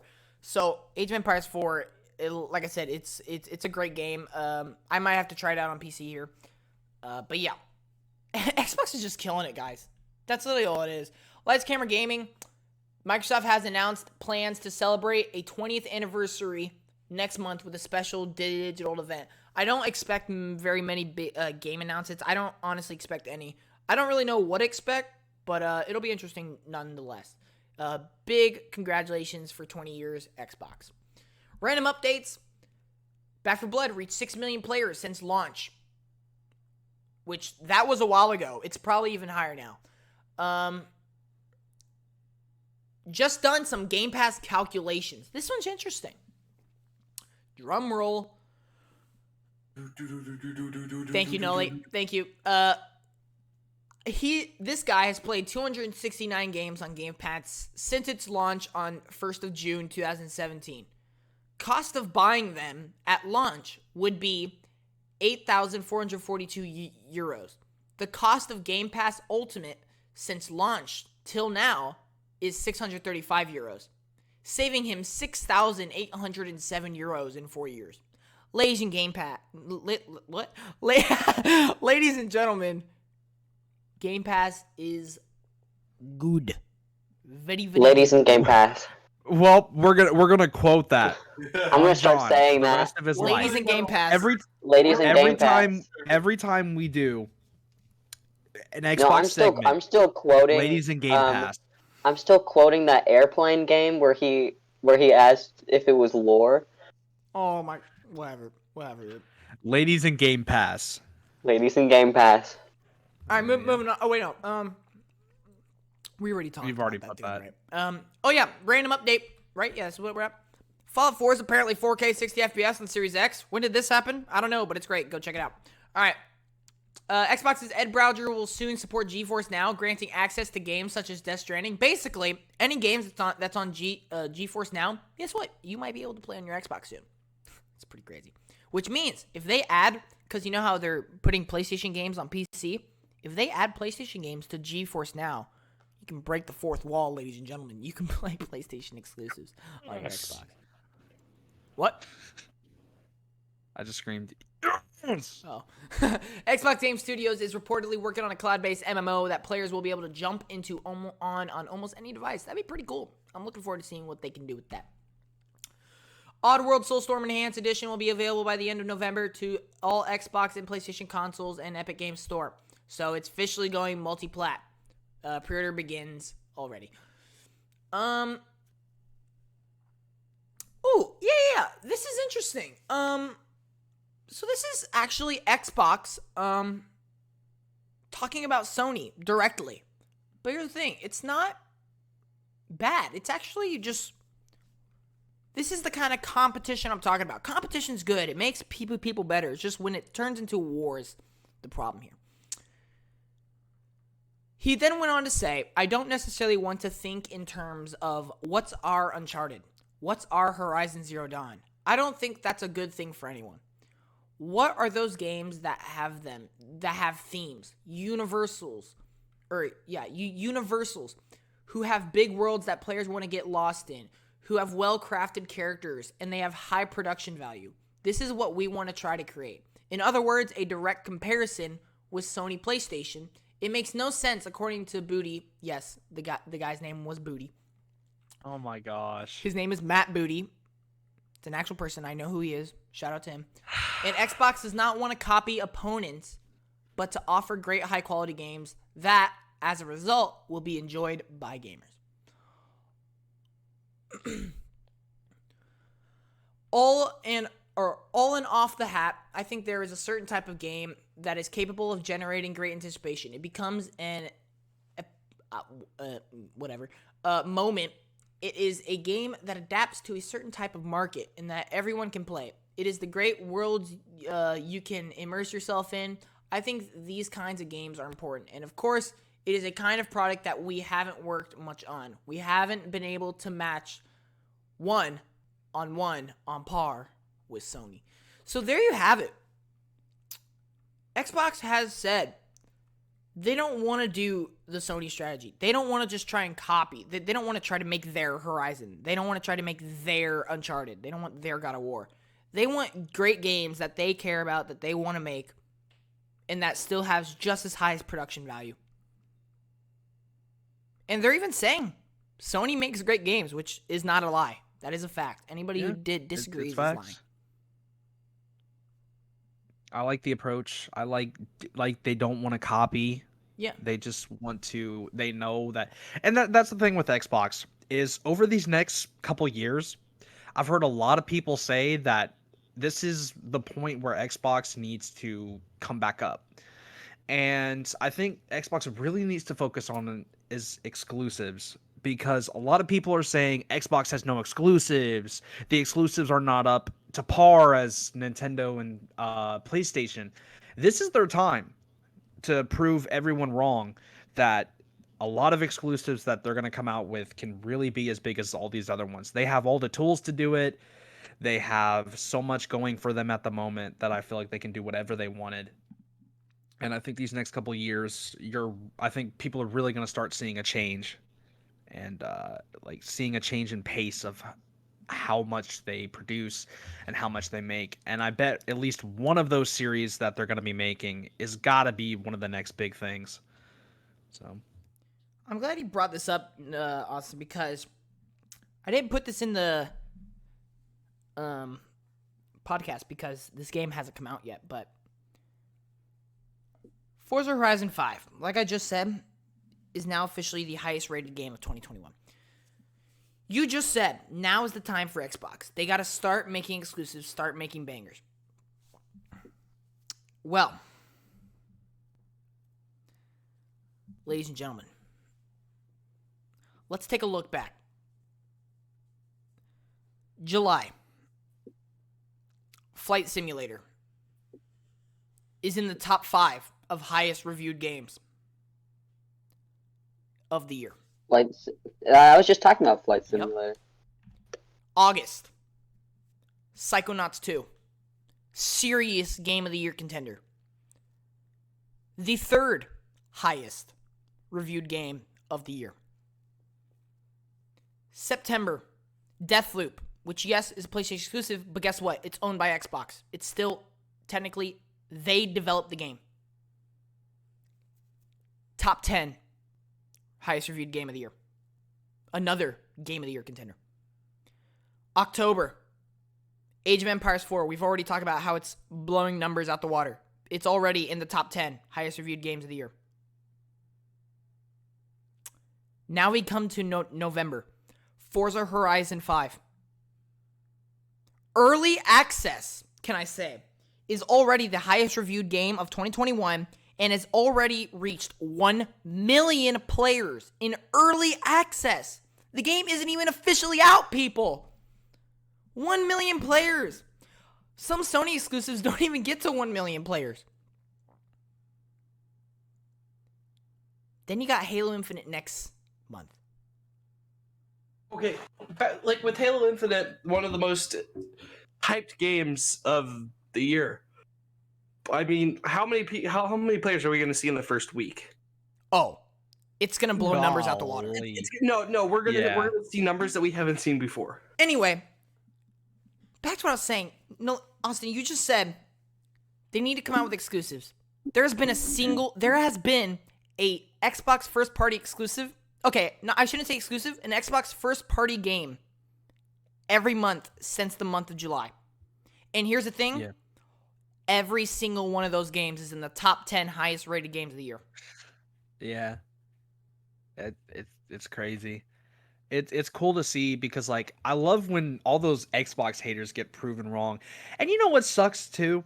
Even with all of what it's been doing recently. You know what all I've been seeing is? So, All I've been hearing and seeing is they're all sequels. They're all sequels. They're all just off the same title. I'm like, bro, who cares? Like, sequels, there's a reason there's a sequel. If it's that dang good, give it a sequel. Like, yeah, I get it. New IPs are important. But sequels can last a very long time. I know this is off topic. Nintendo, Mario, how long have we had that man going for? We've had him going for so many years. And it's like, I hate when everyone always says new IPs are the most important. That's not always true. Some games have such I guess popularity, Spider-Man why not sucks continue then, right? it? Because it's a sequel, right? I guess so. I guess the new Like- God of War has no hype, right? Yeah, it's crazy. Breath of the Wild 2? like Huh? the PlayStation, What? Like That game's trash. Like the place, Get it out of yeah. here. Like the PlayStation Xbox War. I don't get how PlayStation fans sit there and like Xbox just does sequels. I'm like, God of War, a new Spider-Man. Like they're the same. Ratchet and They're Clank just sequels. released this year. What are you talking about? They're sequels. Like Here's the deal. Every company does sequels. We know they've For a been reason. producing banger after banger this year. We know there's probably one coming next month. Halo Infinite. We have around 30 already confirmed Xbox Game Studio games. First party games. Guess what? Half of them are new IP. We just haven't gotten to the point where they released yet. You're telling me Xbox is on fire like they are currently? And we still have their entire future? We know so many games. Avowed, The Outer Worlds 2, Starfield. Okay, I'm just calling it out the most anticipated game right now. Starfield. I don't understand it, personally. You have another Forza already confirmed. What? Yeah, Forza Motorsport 8. Oh. I thought it was like Forza What? 6. No, no, no, No. no. No. Right? There's so much going for Xbox right now, people. You either, in my opinion, either join the hype, just don't fight it. Like, why do you have to trash on it? Why do you have to bring it down? It's not Xbox's fault you prefer PlayStation. Just play your own platform, people. Enjoy your own platform. Enjoy the hobby that you do. Gaming. Yes. Moving on. Zombie MMO the day before has been confirmed by Xbox. Man, this can't get us out of here. Okay, great. We need to move on. Wait, what? You said zombie. Yes. I'm just Okay, kidding. okay. You Yes. can move on. Actually, okay. I'll take it back. Zombie MMO the day before has been confirmed for Series X. This is actually really cool because the day before is actually a pretty good game. I'm looking forward to see how it does on the Series X. We got some little fun stuff here. I am sorry for everybody who loves Minecraft. On the right, we will never look at Minecraft Steve the same way. This is officially canon. This is Xbox. Xbox tweeted this. Minecraft Steve is 6'2".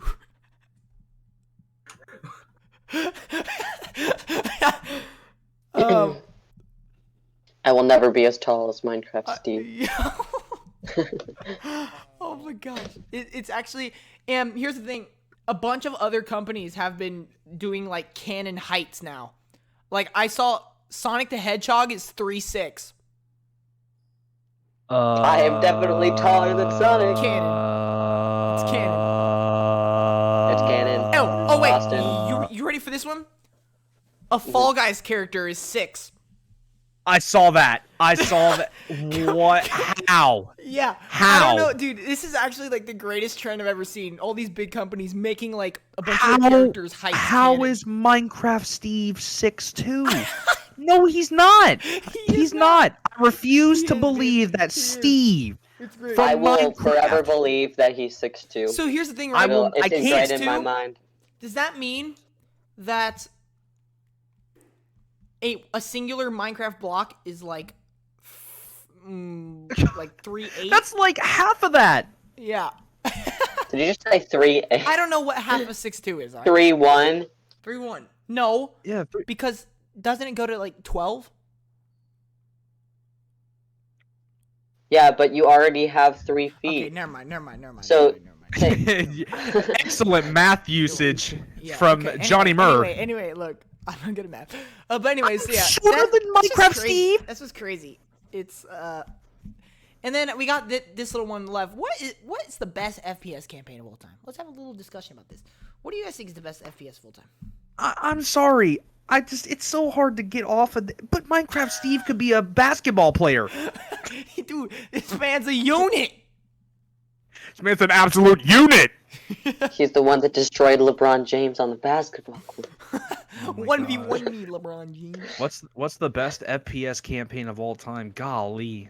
2. What did you say? What? Black Ops 2. Campaign? Yeah. Ooh, I don't know about that. I mean, I guess if Okay, that, if you it's would have said if it's your favorite, go. if you would have said first person shooter game, I would. What's the I best would- first person shooter campaign of all time?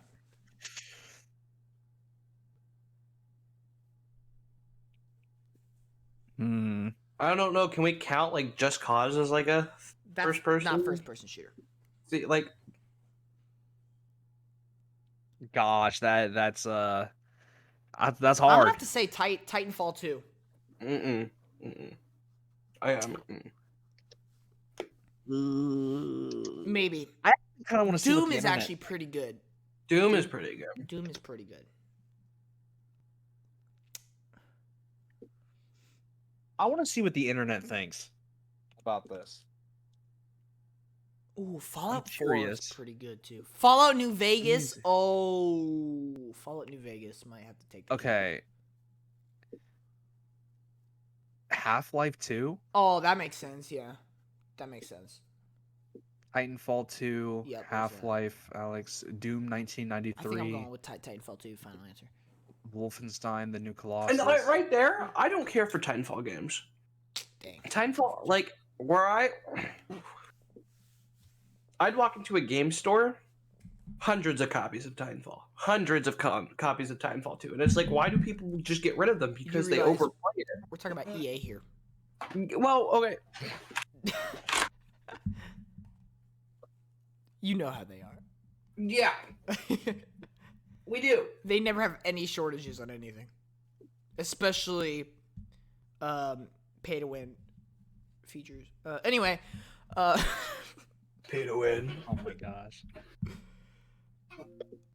but anyway, we gotta continue. So let's get going. How long has it been? An An hour and 48 minutes. Okay, so it's probably gonna at least be 3 hours. I'm sure. I'm okay with that. Game breaking Yeah. news. We're not done with Xbox, people. We have Oh my more game goodness. breaking news. In case I just trolled everybody, we're not done. Golly. Oh, this one's You still have- insane. This yeah. one might be. Yeah. Did you hear about this? Starfield leak claims every planet is bigger than the entire Skyrim map. It is an absolute unit. Every planet Bro, is a unit. You're It is its kidding. own. You didn't realize. It is. If this is true, this may legitimately be. I'm not necessarily saying it's gonna sell the most copies. It's gonna have the 100 biggest gigabytes. place. It's the biggest game, literally the 700 biggest game gigabytes. of all time. 700 gigabytes. Yes, a whole teraflop. Let's go. A teraflop's not Like, a storage unit. What? Anyway, yeah.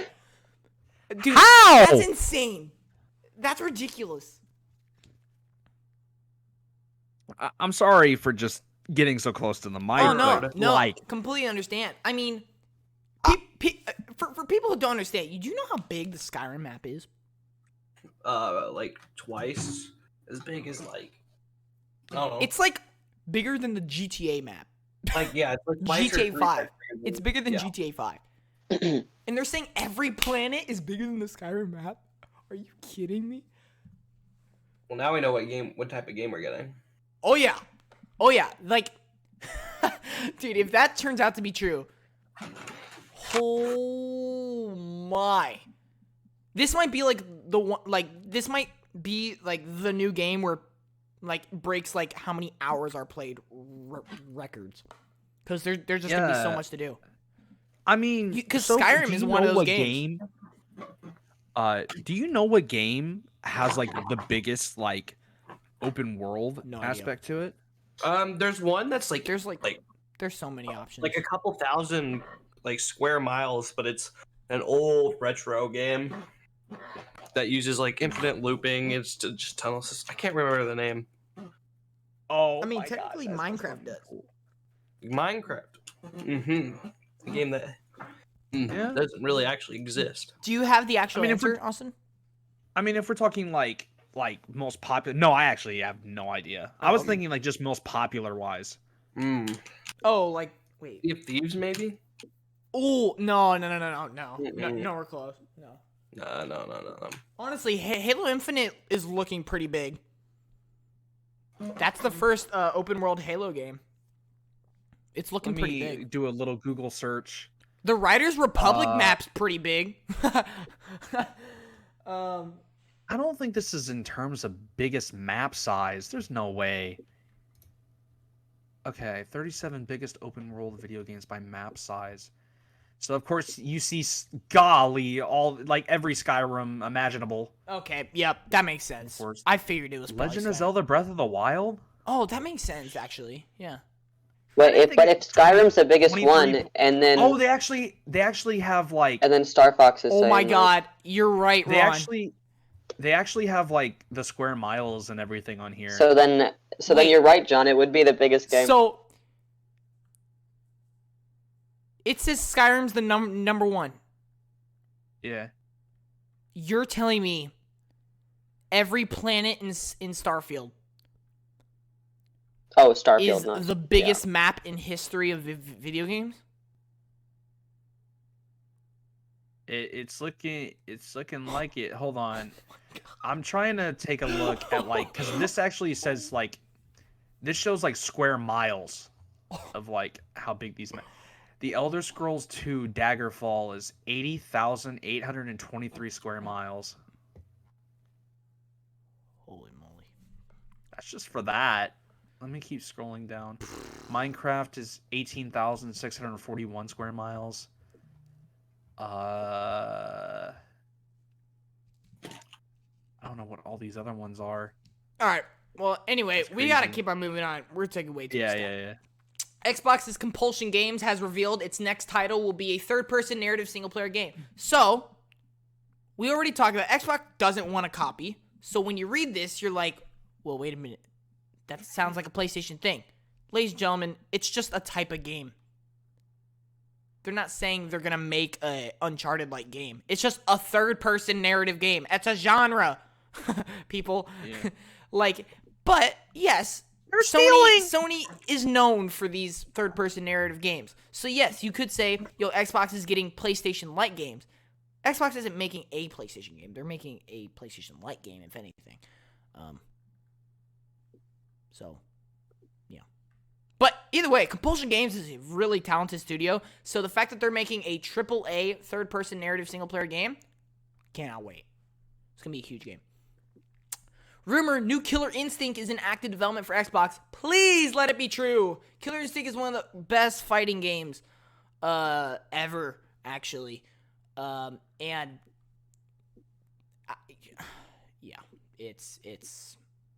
I want a new Killer Instinct so bad, people. I feel that.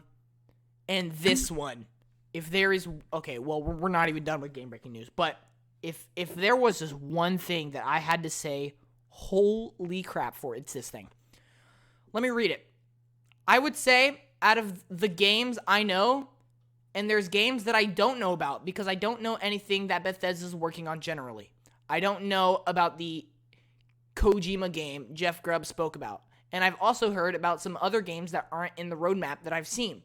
So as a complete ballpark estimate, and this is a conservative low estimate, I'd say about a third of the games have been announced from Xbox Game Studios right now.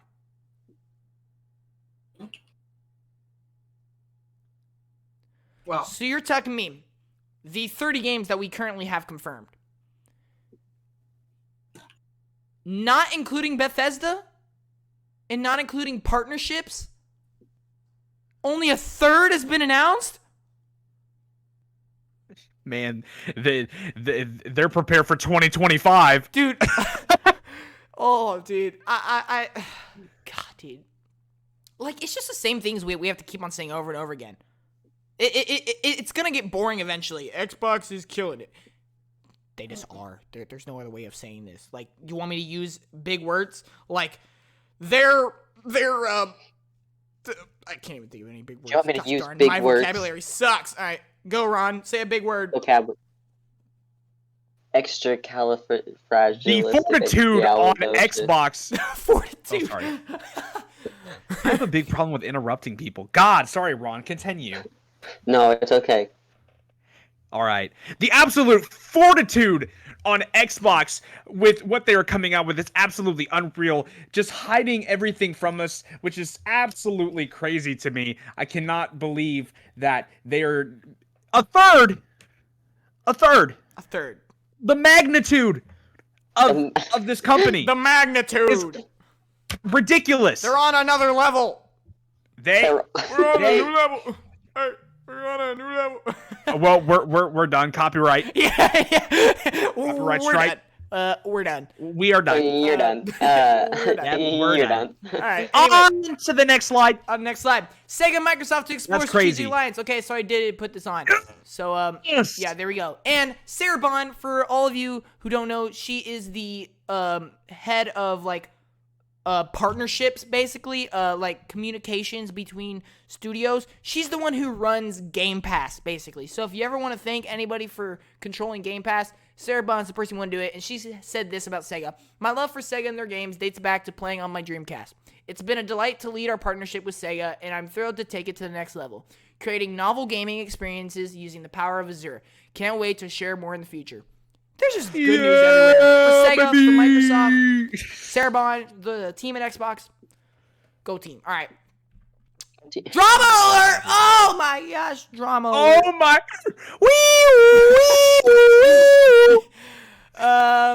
Oh yeah, it's the same thing. So basically, the drama is they didn't meet 48%. But ladies and gentlemen, we already established that 37% is still a lot. It's just not exactly what they wanted. I hate seeing that picture in every Twitter post. This one is actually kind of upsetting. Is that Halo Infinite won't launch with ray tracing on PC, but developer 343 Industries says it's one of the studio's top development priorities post-launch. Doesn't mean it will be on the series, like the Xbox Series. I hope so. But as it stands, no ray tracing on PC. So a little bit unfortunate. But I guess we're just going to have to see how that plays out. Yeah. Oh, and we're finally here. I really wish I had more news where I could go like, more game-breaking news. But, no. Nintendo. Oh. This might be the one that Ron talks about the most here. Right, Ron? Yes. definitely. Yes. Ron actually Yes. is in custody of a Nintendo Switch. Let's go, Ron. Yes, I have the light. At a because good I like time. the little yes, great handheld one. Great At a time. Yes. great time. Many games coming Absolutely. out. Actually, one of these is the one that, dude, one of these breaking news is actually insane. Like, I will say there is one thing that came out this month, Austin, that is bonkers. Yeah. All right. Yeah. Let's move on to game breaking news. We're starting it off strong. Let's go. Let's freaking go. All right. This is it. This is the first one, I'm pretty sure. Kirby and the Forgotten Land has been in development for over 5 years. Golly. I'm so excited. I Me don't think it was in I development want that this long. game. Me too. You know I main Kirby on Smash Bros. And I love Kirby Dude, so much. Kirby is also another. I love An Kirby as open well. world. 3D or the first ever 3D Kirby open world, right? You said. I mean, Yep. Oh, give me now, and it's been in development for over 5 years. You know what that means, ladies and gentlemen? Effort. Yeah, that Effort. I had no idea. Yeah. I had no idea this was 5 years. And to me, that I'm so glad that one of those 2 leaks were real. I know. I'm Well, really here's glad. the thing. I'm pretty sure we're still getting a Donkey Kong game. It's just we just don't know about it yet. I'm pretty Yeah. sure we're still getting a Donkey Kong. Eventually. Pretty yeah. sure. Well, But anyway, so huge news there for Kirby fans. You have a banger of a game coming your way. Hopefully, nothing's said nothing's final until it comes out. But let's be real, Nintendo produces bangers. So, yeah. Rumors: Switch Online data mine uncovers plans for at least 38 N64 games and 52 Sega Games Genesis titles. So the problem is, I would be excited about this, but I actually think this service sucks. So, Can I talk about this? sure, go right ahead. Okay, so Actually, wait. We come back to the service. Okay, later. okay. So Okay. just keep Alright, what guys. you wanted to say. all right. Switch it up. A new I definitely got Pokemon some Unite things to Unite event for Halloween Festival just happened. It just ended yesterday, so we're just that late.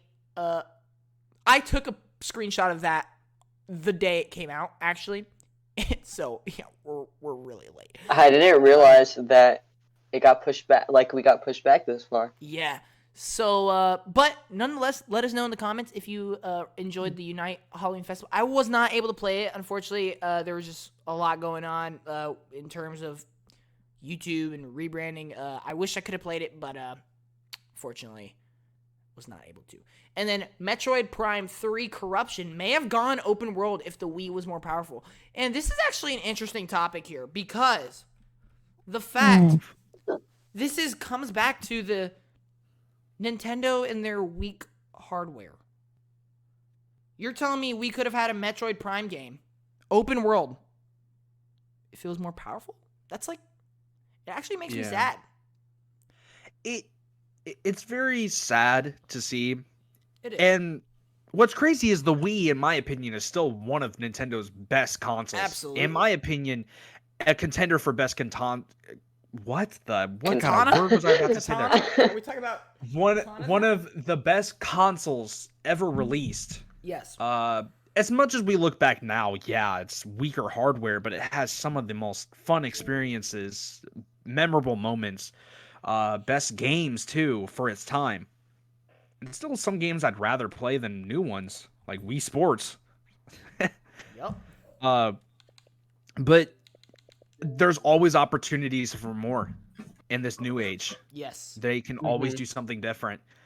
And That's actually a good point because we have something to talk about here in a bit. oh yeah. Let's go ahead and move on here. On the money. OLED model owners should not remove the protected screen that is already on the system. It will help prevent harm from being done. User should use the glass, or should the glass screen break. So if anybody has gotten a hold of an OLED, make sure you follow those rules here. It now sounds like Nintendo Switch Pro rumors are okay. This is the one. This is the one right here. It now sounds like Nintendo Switch Pro rumors are dead after years of speculation. Rumors are now pointing to a Nintendo Switch 2. I guess this is what we will hear about for the next year. No. Please don't. That's all I have to say. I do not think this is a good idea. No. Unless it is backwards compatible with the Switch 1. And it's kind of more or less just an upgrade instead of a replacement. They need to do this like Xbox. They need to have An ecosystem instead of just a single piece of hardware. Yes, I agree. God, this bothers me. There's no need for another new console this early. Like a brand new Switch. There's no reason for it. Mm-hmm. Like, and who even knows if their next console is the Switch 2? It could be something completely different. Yep.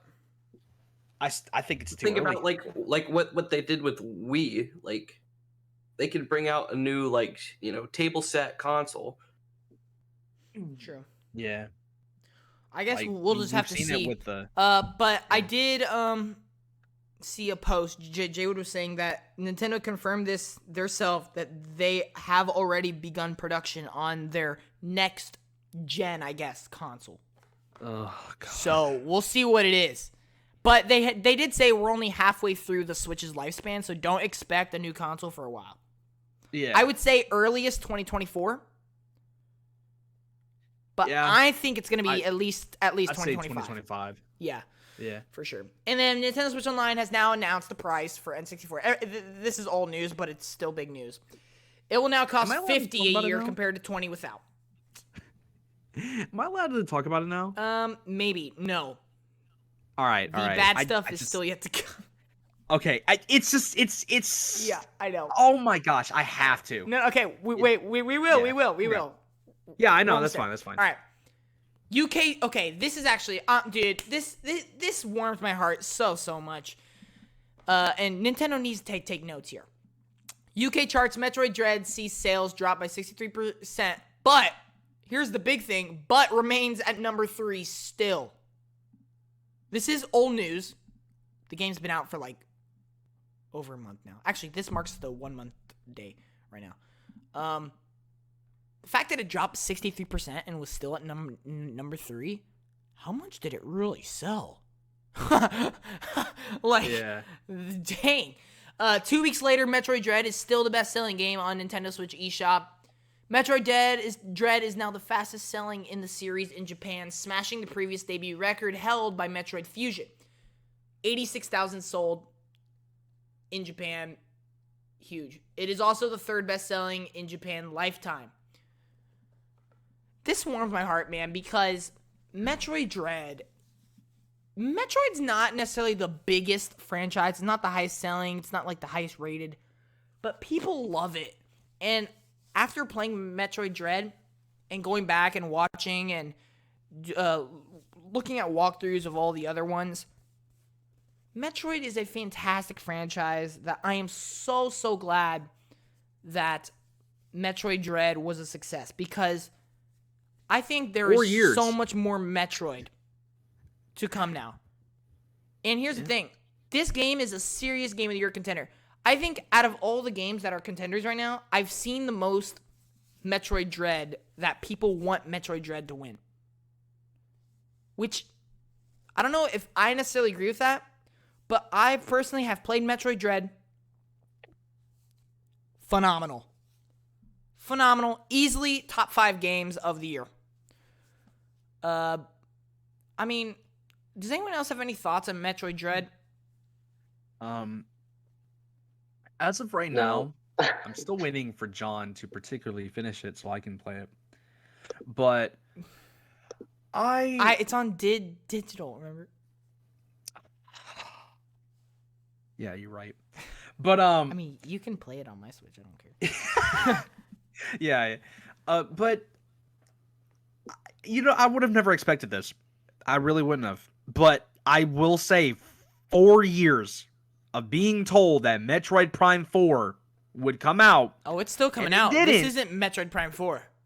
Well, I know, but what Okay. I'm saying is like for 4 years you're waiting for a Metroid game.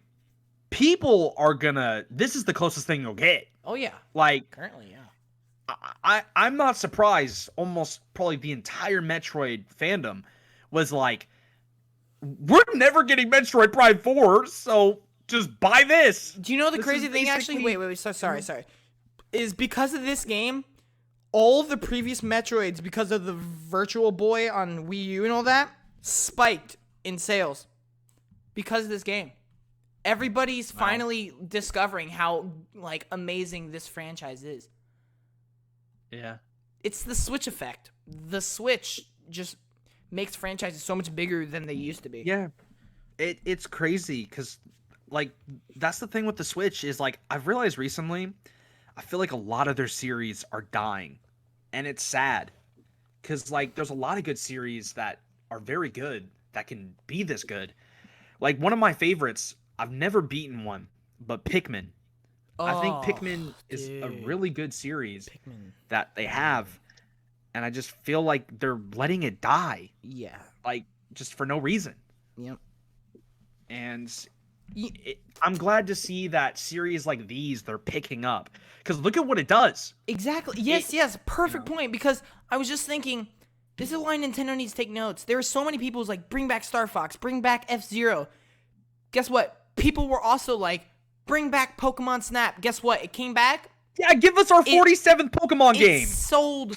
It's that's besides the point. This is a spin-off. The fact that they brought something back that the fans wanted, and it did incredibly well. Same thing happens here. Metroid. People wanted a Metroid game so bad. They finally brought it back. Guess what? Incredibly well. If Nintendo would just do that more, think of all the massive franchises, all the massive sales that they can get. Anyway, let's move on so Anyway, Austin can rant about this thing that he wants to rant about. Oh, Random yes. updates. Nintendo just renewed a bunch of trademarks, including Duck Hunt, Excitebots, and Super Mario Land. So, will they do anything with these? Probably not, to be honest with you. It's probably just so they can remain to have copyright, like, rights over it. Yeah. And then Advance Wars 1+2 reboot camp has been delayed to spring 2022 because of game needs a little more time for fine tuning. So if you guys were looking forward to that game, which was their big December game basically, which I don't. Oof. Me. Yeah, it's bad. But anyway, GameStop to host Shiny Zacian and Shiny Zamazenta distribution for Pokemon Sword and Shield. Very interesting. Yeah. Look, I know a lot of people don't like Sword and Shield. I So the game semi flopped. agree. I the only thing I liked about it was the Pokemon themselves. Everything else was terrible. But the remasters, though, Yeah, those look interesting. I that's might. coming out this week, right? Yes. Or Yes, one of them is. Yeah. Yeah, one of them's here currently, and then one of them's coming soon. So make sure you go check that out, guys. Drama alert! You know it has to happen. And oh my gosh. here we go. Nintendo Switch Online's new Nintendo 64 games are suffering from performance problems, and some fans are unhappy. We're gonna go all the way to the right here. Nintendo Switch Online expansion pack overview trailer is generating a lot of dislikes. Yep. Update: it is now the most disliked Nintendo video on YouTube. Austin, just, I'm not even gonna talk about that. You just do all the talking about this online expansion thing. All right. Okay. So, what annoys me the most about this is, like, I usually hate going on rants about it, but it's like, when you care about a studio so much, you want them to succeed. And the one thing that Nintendo sucks at doing is these online services. Not only are we paying for a terrible online service for almost every game we play, we're now having to pay extra for an expansion pack. A lot extra. Yeah, a lot extra. Like $40 for games that can't even fully run, that are, like, in terms of Sonic Colors Ultimate, like, glitchy. I've seen some videos where, like, Legend of Zelda Ocarina of Time just looks like just straight booty. I've seen It Link just- like it's multicolored. Yeah, like, textures won't load. It's multicolored. We're talking Sonic Colors Ultimate on the Switch, like, in terms of, like, glitchiness. Okay, maybe not that bad. But $40 just to have. Okay, here's where I drew the line. Animal Crossing. Why do we have to pay $20 apart with the online system just to play it? Why? What happened to every What? update? Is that free? actually true? Wait, is that Yeah, true? yeah, that's true. Look at the expansion pack. If Oh you look at my the expansion gosh. pack, in order to play that DLC, you have to buy the online subscription and the expansion pack. Oh my gosh. Yeah. So if you want to play N64 games, the only thing that saves it is, I originally thought you have to get everything. I thought you had to get everything. But all you have to do is just get the online service, but you also have to pay for that DLC.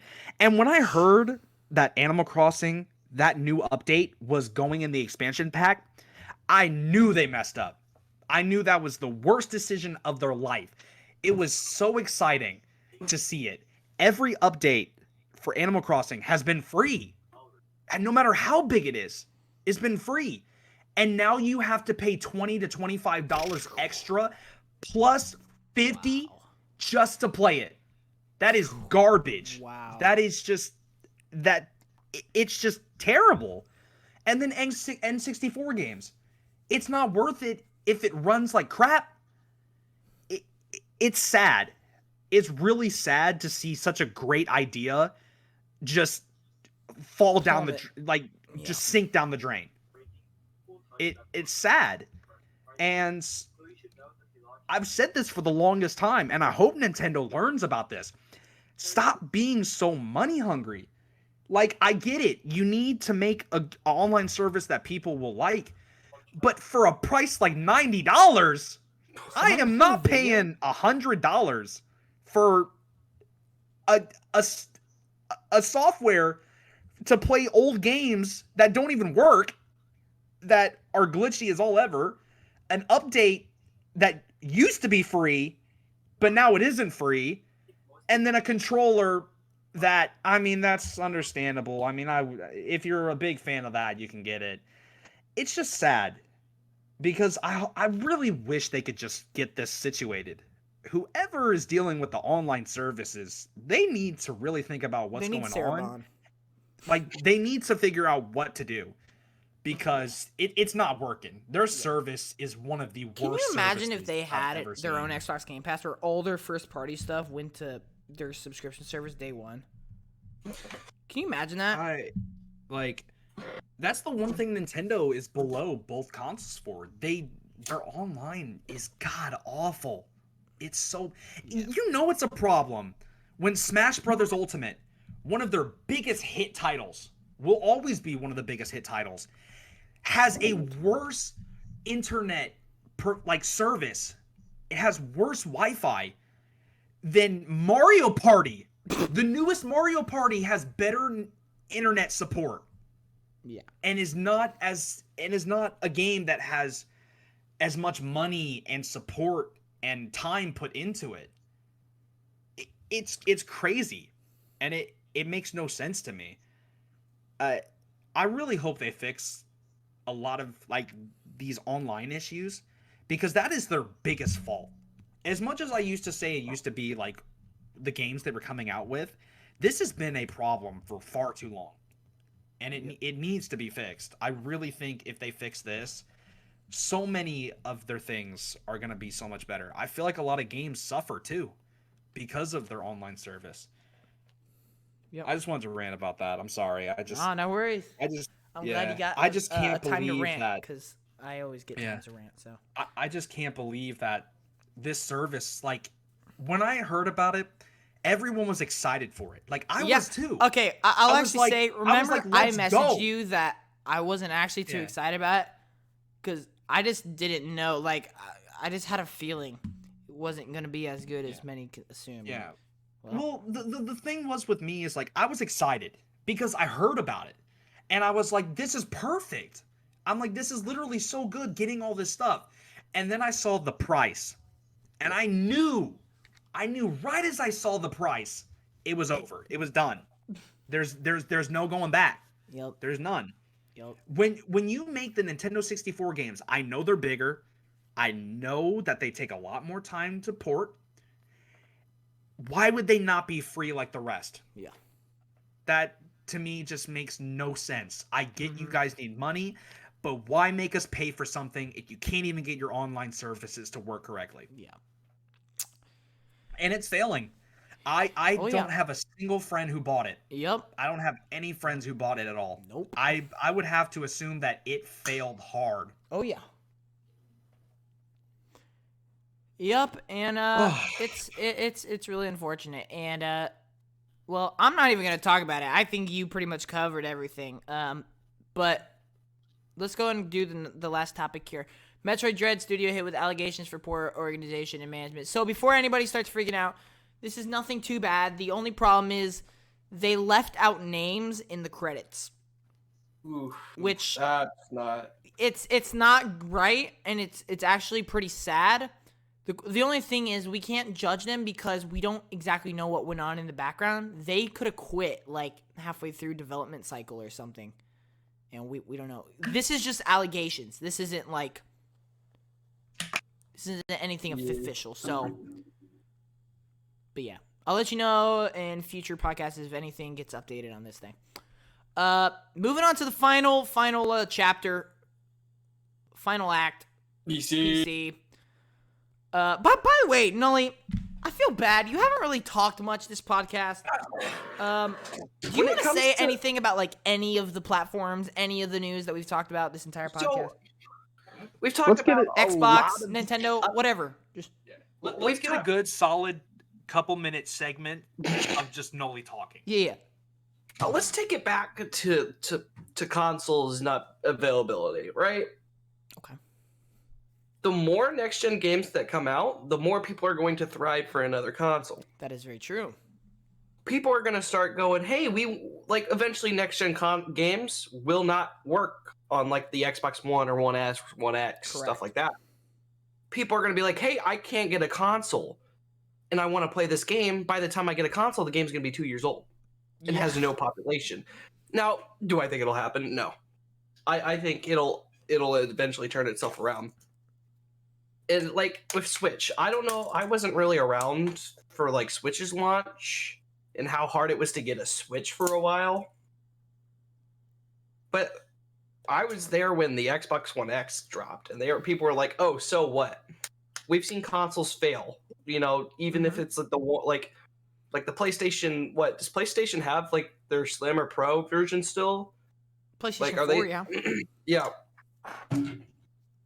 When I thought about buying a PlayStation for the first time, I'm like, I'm gonna go out and buy this like Pro, and like I couldn't get it. I gave up, bought another Xbox, sold that Xbox, regretting every decision of my life because I bought a PC.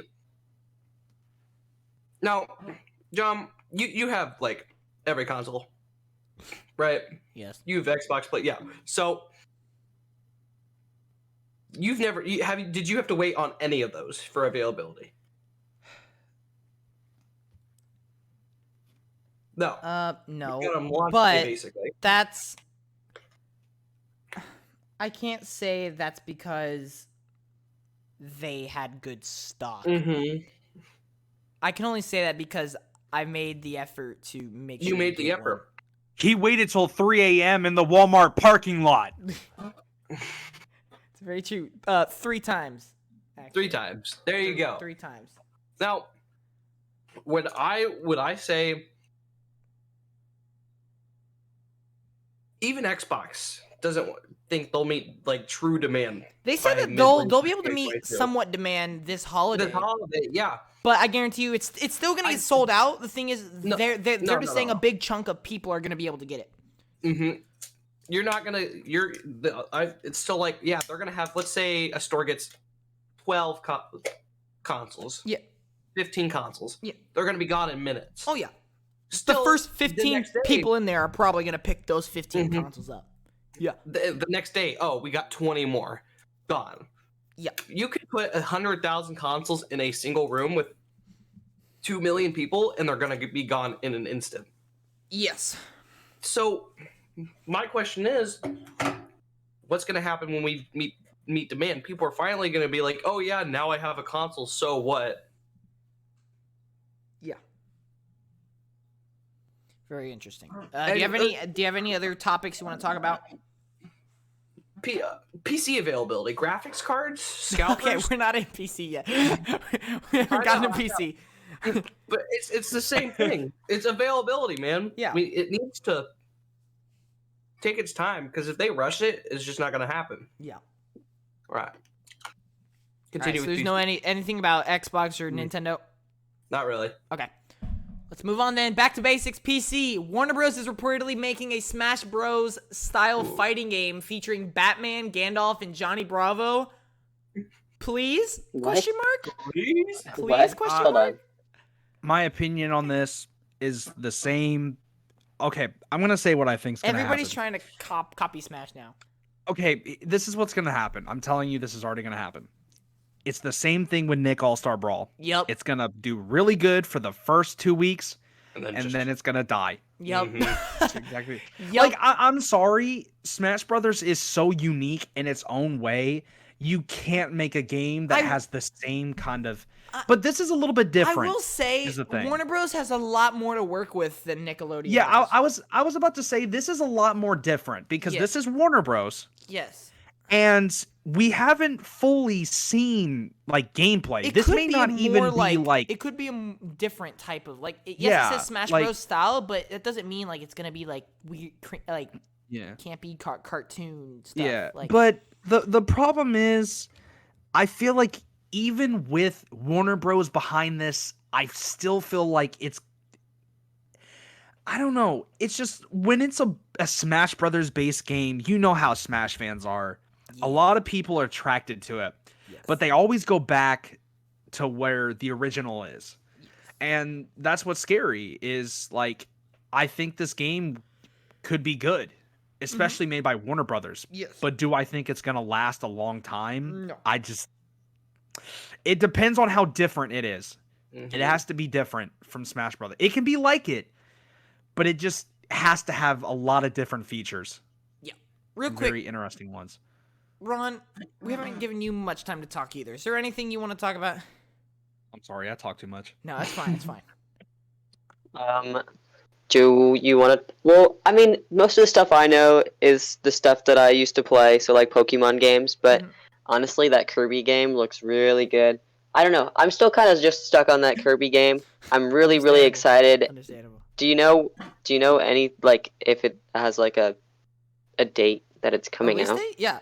Well, Yeah. not like official release date, but we know it's gonna be like spring of 2022. Yeah. Mhm. Ron, how do you Oh, feel really? about the new remasters? Ooh. Oh, The new the remasters? Gen 4 remakes. Oh, just like the ones that are on the Switch. Yeah, the Brilliant Diamond and Shining Pearl. Oh my God! I'm so excited for those. You are? but I thought I was because the only one. I don't know, like I I okay, I I have mixed opinions, but any Pokemon game that's coming out, I'm gonna be excited for. I understand. Arceus, I am obsessed with already. Agreed. I I'm more excited for that than I will Reed. definitely play that game. I know you guys say you don't really like Sword and Shield that much. That's currently the only Switch game that I own. Yeah. I haven't been playing it all that often. I feel like it's not as addictive as the other games, Yeah. but I still like playing it. Yeah. I mean, you can always find a game like there are a bunch of games I played that suck. I'll admit it. Some games are terrible, and I still love them Like arms. because sometimes when a game's terrible, it's the best experience you can get. Like, listen, great example. I'm gonna just get it over with as quick as possible. Sonic and the Black Knight. That game is terrible, but it's one of my favorite Sonic games. So yeah, but yeah, Sword and Shield is. I think rating wise, it's I don't even know about rating wise. I just know by fans. It's probably they say one of the worst. Oh yeah. Out of the mainline games, it is the worst. Yeah. All right. Well, moving on. Resident Evil collaboration with Fortnite. Don't care. Moving on. Rocket League collaboration with James Bond. Pretty cool. I love Rocket League. So. That's a pretty cool crossover though for It is. Fortnite. Even though I don't like. Oh Fortnite. wait, no, Fortnite. Oh, okay. Well, I mean, yeah, it is also a cool Fortnite collaboration. Yeah. All my homies hate Fortnite. Yeah, I don't care about it. All my homies hate Fortnite. And then Overwatch character formerly known as Jesse McCree is officially Cole Cassidy now. Dang. Weird. Mainly isn't because of the this sexual allegations for Oh. one of yeah, I was the about to one of say. the abusers was who they named McCree after. So Imagine putting yourself in the game. I know, right? Sample. Cringe. Anyway, I'm kidding. Moving on. What appears to be a 30-second clip of Elden Ring has leaked online. We're actually gonna skip this because we just got 14 minutes of gameplay the other day. Make sure you go check it out. It looks great. We also got a new trailer for the Suicide Squad Kill the Justice League game. Looks amazing. The Justice League actually looks really, really cool. Green Lantern, Flash, Superman, Batman, Wonder Woman. I cannot wait for that game. As well, we also got another trailer for the Gotham Knights game. Also looks fantastic. The story looks very compelling. Gameplay looks very addicting. Also, another great game. DC has it going right now with their games. And that all happened at the DC fandom last month. And then the Dark Aether universe spreads into Call of Duty Vanguard Zombies. So if you guys want to go play Zombies or the campaign mode or multiplayer, make sure you go pick up Call of Duty Vanguard right now. I personally Only play it for zombies though. only Because that's all. if That's I'm getting all it, I only that play Call it of for zombies. Duty. Sorry, go on. No. I'm just saying all I would play is Zombies if I got it. So, have you guys Liter- seen the zombies so far? No. I haven't. So, unfortunately, not to bust bubbles, it's not round based on launch. It's kind of dry. It's just Oh. That's not. just Call of great. Duty for you at this point. Oh. Yeah. Oh. It's not round based. Oh. That would. What? It's not round based. So like, there's not a round one, round two. It's kind of. It's just. What? All right, skipping. I don't want to hear anymore. It's just making me In more annoyed. conclusion, Call of Duty needs help. Their zombies are the only good thing they have, but now they're messing up zombies. The franchise is dying. Help them. What's going on? Help them. Help Call of Duty. Help them. They're looking like Sonic the Hedgehog. I don't know if it's that bad. Thank you. It's getting pretty bad. It is getting really bad. Like the last 6 games have been just golly. Like what are they? I quite enjoyed Black Ops 4 Zombies. That's about it. That was Black Ops 4 Zombies. Duh. Okay, actually, Black Ops 4 Zombies, my favorite zombies. Yeah, but how was the actual game? The actual game is crap. Black Ops 4 was okay. It wasn't great. Like but it was- zombies. Zombies has been their only good Call thing of for a Duty while has some now. of the most fun zombies. Like I'm saying it. Like when it comes to zombies, Call of Duty will always have one of my So your favorite personal zombies opinion, Black modes. Modern Warfare and Black Ops Cold War are really good games. I play a lot of it. I personally enjoy them. Other people don't. I just can't agree. Yeah. With that personally. But you like, I know you're a big Heard- first-person shooter, like Mm-hmm. competitive type person, so I completely understand that. And if I you mean- really like Modern Warfare on console, it sucks. But I personally think if someone who doesn't try it on PC gets it on PC, like you're going to fall in love with it. I think it's definitely That's like debatable. PC sided. I can't believe I can't believe the only thing that I've heard that is good about Call of Duty Vanguard is how it brings back the toxic Call of Duty game chat vibes. No. That's sad. All right, moving Wow. on from Call of Duty. Target acquired. racist Ladies and white gentlemen, kids. it looks like Sega is opening a new studio in Japan. Oh. What is this studio? What could they be doing and why? Why? Why? I know there's a Sonic picture, but I doubt it has anything to do with Sonic. It probably is not. It's No. probably gonna be, because I mean, Sega's mostly based in Japan, right? Yeah, they're Yeah. a Sega company. Or no, they're not. What? So- they are a Japanese. Japan company. They are Yeah. a Japanese company. It could be anything. It really could be anything. It could be for a new like- IP. Who knows? It but- could be a studio that focuses on like that one series as well. Exactly. Like, yeah. So it really could mean a lot of things, but either way, Sega, they're opening new studios, so that's actually a pretty Let's good go. sign. It's a good sign. It is a good sign. You know, like, how long do we think we'll see a Sega console at all? Not anytime It's soon, been but in so the future. long. It's been. no. I don't think we are. I- Unfortunately, it's not gonna. They could bring back some sort of like, oh, hey, buy this console. It's the retro edition. It's the same thing as this. It has no functions. It's just a Unfortunately, gimmick. with how for a console with to how be it's good doing, no. these days. Sorry, hold on, wait. For a console to be good these days, you need exclusives. Mhm. And I'm not saying And you- Sega doesn't have any like good first party games, but they just don't have enough, and some of them aren't necessarily the highest of qualities. Mhm. So if they did, it might do well for like a little while, just because Sega's making a new console. What? But And then, then people like, start it's chewing it Sega- down. Sega would have to pull an Xbox. They would have to acquire a lot of studios Mhm. yes, to put out. Like they'd need to have a lot. yeah, Like for a new console, you got to get stuff ready. And with Sega right now, Yakuza oh, is Mhm. like at a point where we don't even know if we're gonna get Lost Judgment. Like, Lost Judgment's already out. well, I mean, like other based around. Oh it. yeah, another Judgment game. Yeah, Like, I mean, like a company that was once the titan of consoles, just becoming just a studio. yep. Personally, It's I- sad. do we know like Steam, the Steam Deck? That thing is going to kick. Okay, butt. actually, if we're gonna talk about as a company who's could be a titan here, I'd argue they already are. I think Steam is officially Mhm. becoming the fourth titan in the trio.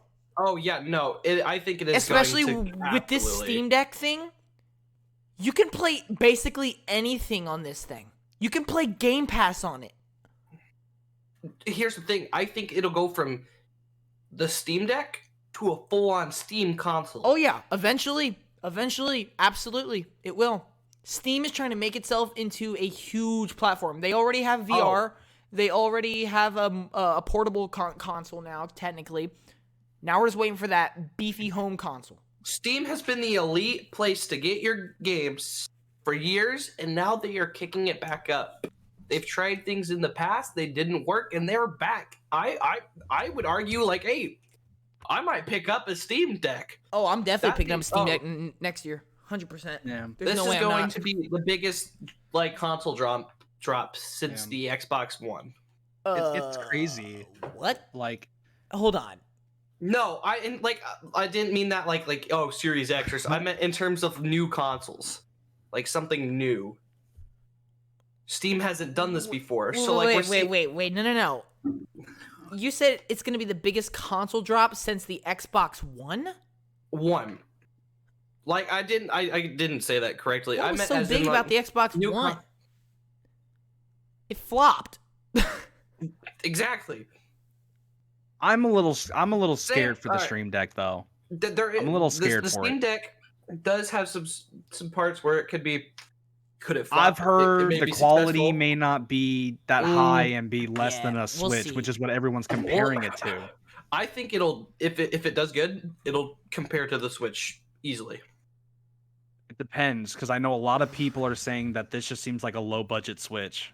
Mm, I don't. Because Who I knows? think it only runs We'll like see. 720p. The problem is we can't know anything until it comes out Yeah. fully. If it runs like I think Switch I quality? did see 720p as well. I think it is 720p. Or yeah, and Which that that's also what the Switches run, portable, too. To be fair, Mhm. yeah, but it's that is it's hard true. to say. It's a much more expensive piece of hardware, and with yeah. more higher standard games, like big beefy games, like you could play Doom Eternal on this crap. Yeah. Guaranteed as well. It's crazy because like what Noli said, it's like, yeah, Sega used to be, in my opinion, used to be a titan. They made their consoles, they made stuff. And it's sad to see like them just fall. Like they're not dead. But they definitely are not what they used to be. There's a lot of studios nowadays. And They're just a companies studio that that has becoming franchises bigger. now. Yeah, like Sega is still one of the most known Oh, yeah. in the gaming universe. They always will. Mhm. Just making Sonic. Like, who doesn't know Sonic the Hedgehog? If you don't know who that is, I have no idea who you that grow is, some but I'm gonna eyes- go with get it. some eyes. But like new studios I- like EA and all other. I still want to go back to what Noli said. The Huge. biggest console drop since the Xbox Okay. One. Can you explain that No. line to me? All right, hold on. All right, I didn't mean it in that way. I kind of just Oh. blurted out some words. So, what? Remember the Wii U? You know, like handheld Nintendo's. I kind of meant to say Wii U, but I said Xbox One. So I'm like, it could be the biggest like thing, like comparable. It's comparable to what happened when that like no one liked it. Will people like the Steam Deck? Oh, I it's see still what you kinda- mean. So you think it might be the biggest like divisive Yeah, piece of hardware to release?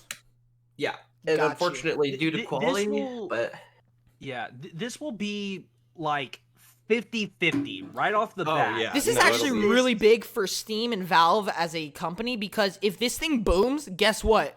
Steam, like I'm calling it right now, if this thing booms and becomes amazing, Steam is officially a titan. oh yeah. Valve is a titan. But if it flops, it could hurt. New custom PC from Steam. Yeah. Oh, Just a brand new PC, just optimized fully. Just than any other PC, you can only get it from them. Yeah. and then EA opens new studio in Seattle to work on first-person games. Studio will be head by Halo Universe co-creator Marcus Leto. So that's pretty insane. Now, I want to talk about something.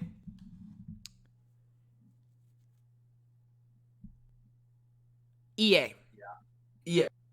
EA is also the parent company of Respawn Entertainment. Mm-hmm. Pretty sure we all know what Respawn is. They made games such as Star Wars, Jedi Fallen Order. But they make this one franchise in particularly that, as I just learned, somebody in this podcast does not care about. Tell Wonder me, who the because heck- Gearbox has already stated that they are not working on a game for this franchise currently. Is this true? Who knows? Tell me they purposely made this studio to continue the Titanfall franchise. Please. Please. Titanfall 2, one of the highest selling first-person shooters of last generation. One of the highest rated first-person shooters of last generation. Debatably one of the best first-person shooter campaigns of all time. they're not making a sequel. Tell me this studio is working on Titanfall 3. They are.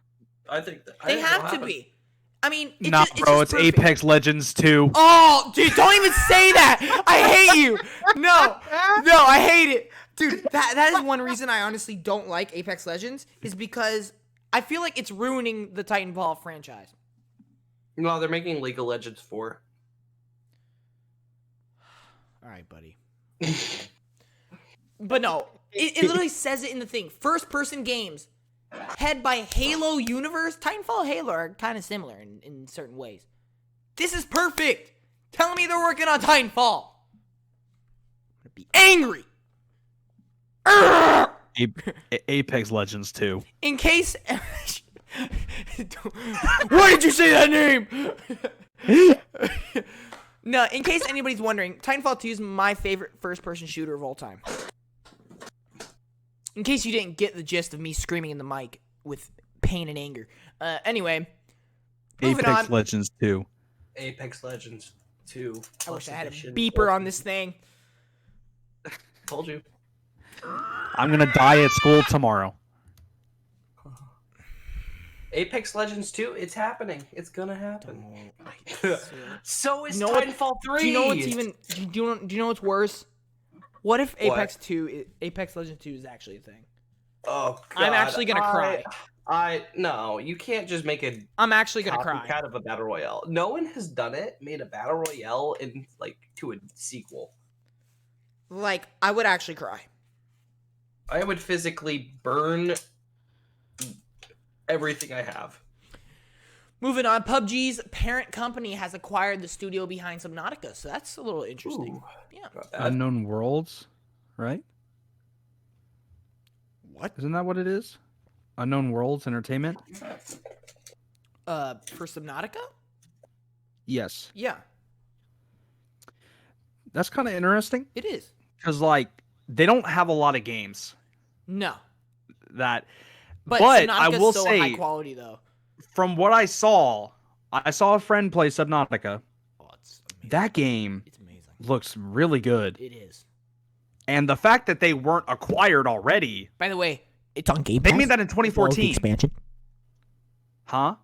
It's on Game Pass. Subnautica. Yeah. And that game was made in 2014. Oh yeah, and it's The still fact that super they were lively. not, the fact that they have not been acquired until now is ridiculous. That's a very good point. Imagine giving them the budget. Oh like- yeah, dude, Subnautica 2 on its way. Oh, dude, that'd be awesome. Actually? That'd be awesome. Yeah. I mean, even more Or do like potential for more. Landnautica, Oh my gosh. Aeronautica, Skynautica. On to the next slide. Game breaking news. Oh, this is huge. Oh, this is so huge. This is huge. Oh my gosh. Ubisoft has reportedly Ubisoft. entered early stages of development on a new Splinter Cell game after nearly a decade without Sam Fisher.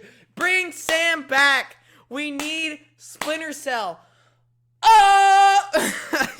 Now, Please. when Sam Fisher was introduced into the R6 game, Oh. everybody craved, hey, we need another Splinter Cell game. Dude, Splinter Cell, in my opinion, this is going to be disagree with a lot of, okay, specifically Rainbow Six fans or just Rainbow fans.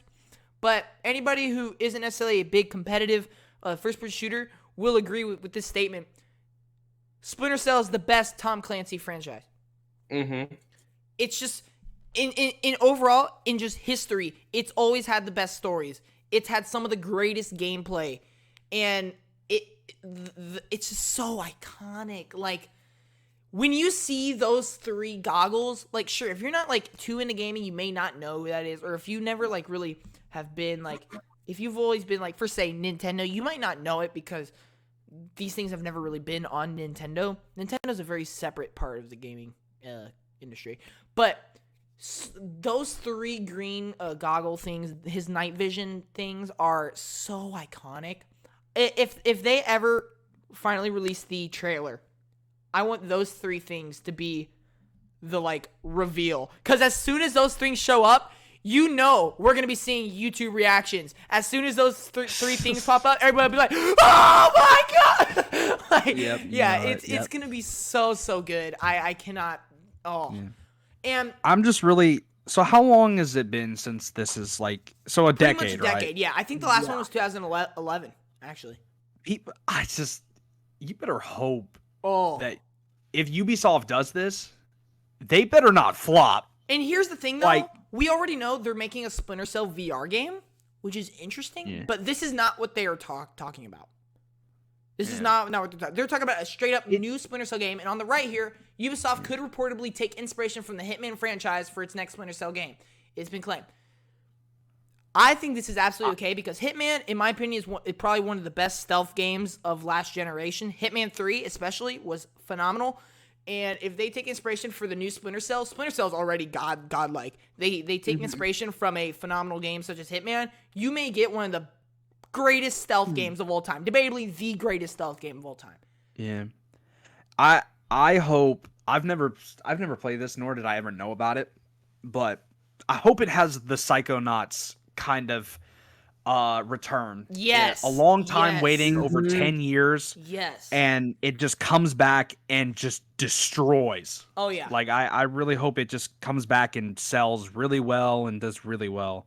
Yes. I don't know what's taking them this long. They keep on like doing things with them. They're making like an animated show about him. They're putting him into Rainbow. They're like shoving him into all these different things, but they're not giving him a game. You know Bring why they're Sam not giving back. him a game? Because they're building up hype. They It's really all are. about bringing- It's honestly Sam might be the Fisher greatest.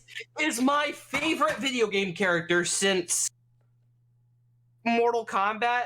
You know, like I'm a big Scorpion fan, right? Oh yeah. My favorite video game character. I mean, yeah, I have different favorite characters for different games, but Sam Fisher is the icon He is. for me. He's like the Solid Snake apart from Solid Snake. Yeah. Like he's like Solid Snake 2.0. I'd argue Solid When Snake is I- more iconic, but like Sam Fisher's Solid Snake 2.0. When I look up Sam on Google, Fisher is the next thing I Yup. see as the top pick. Yup. People, if you have not been interested in Splinter Cell at all, now is the time because I think Ubisoft has been pulling off the greatest branding of all time. They're shoving him into all these things just for that moment. We're in that trailer. You see those three Avatar. green dots. And you Avatar. lose it.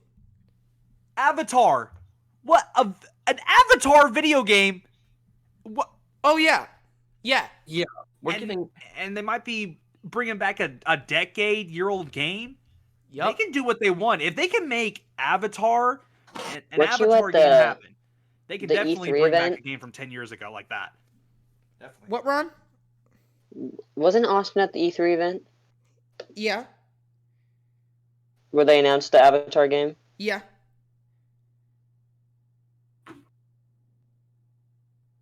Okay. Yeah, I'm so confused. All right. But yeah, Yes. either way, now's the time to get hype. If I hope they have finally entered development stages for this game, and Ubisoft even could better if pull they're it actually off really taking well. inspiration from Hitman. That'd be great. Ubisoft could pull that off really well. Ubisoft Exactly. to me is like one of the most. I don't know what I it think is. they're underrated You- for some reason. No, okay. Recently, Ubisoft has been, in my opinion, the studio that has the most unexpected things. Yes. Like you never expect it, Yes. and they just it in just my comes out of opinion, nowhere. they Like almost deliver in every game that they produce. In my Come opinion. on. like I mean over the last I mean I can't think of one game that I generally I don't know. Like it's weird. Just think about Like, it. this is Last great, month, though. they released 2 big games: Far Cry 6, Riders Republic. Those are 2 phenomenal games. Did Far Cry 6 do well? Oh yeah, Oh, All right. I mean, extremely. yeah, okay. I mean that makes sense. It's Far Cry. yeah. Oh, if Ubisoft is I don't know. We've been seeing more of them. I just think it's crazy. Like they could do Uno if they too. wanted to do this, they could.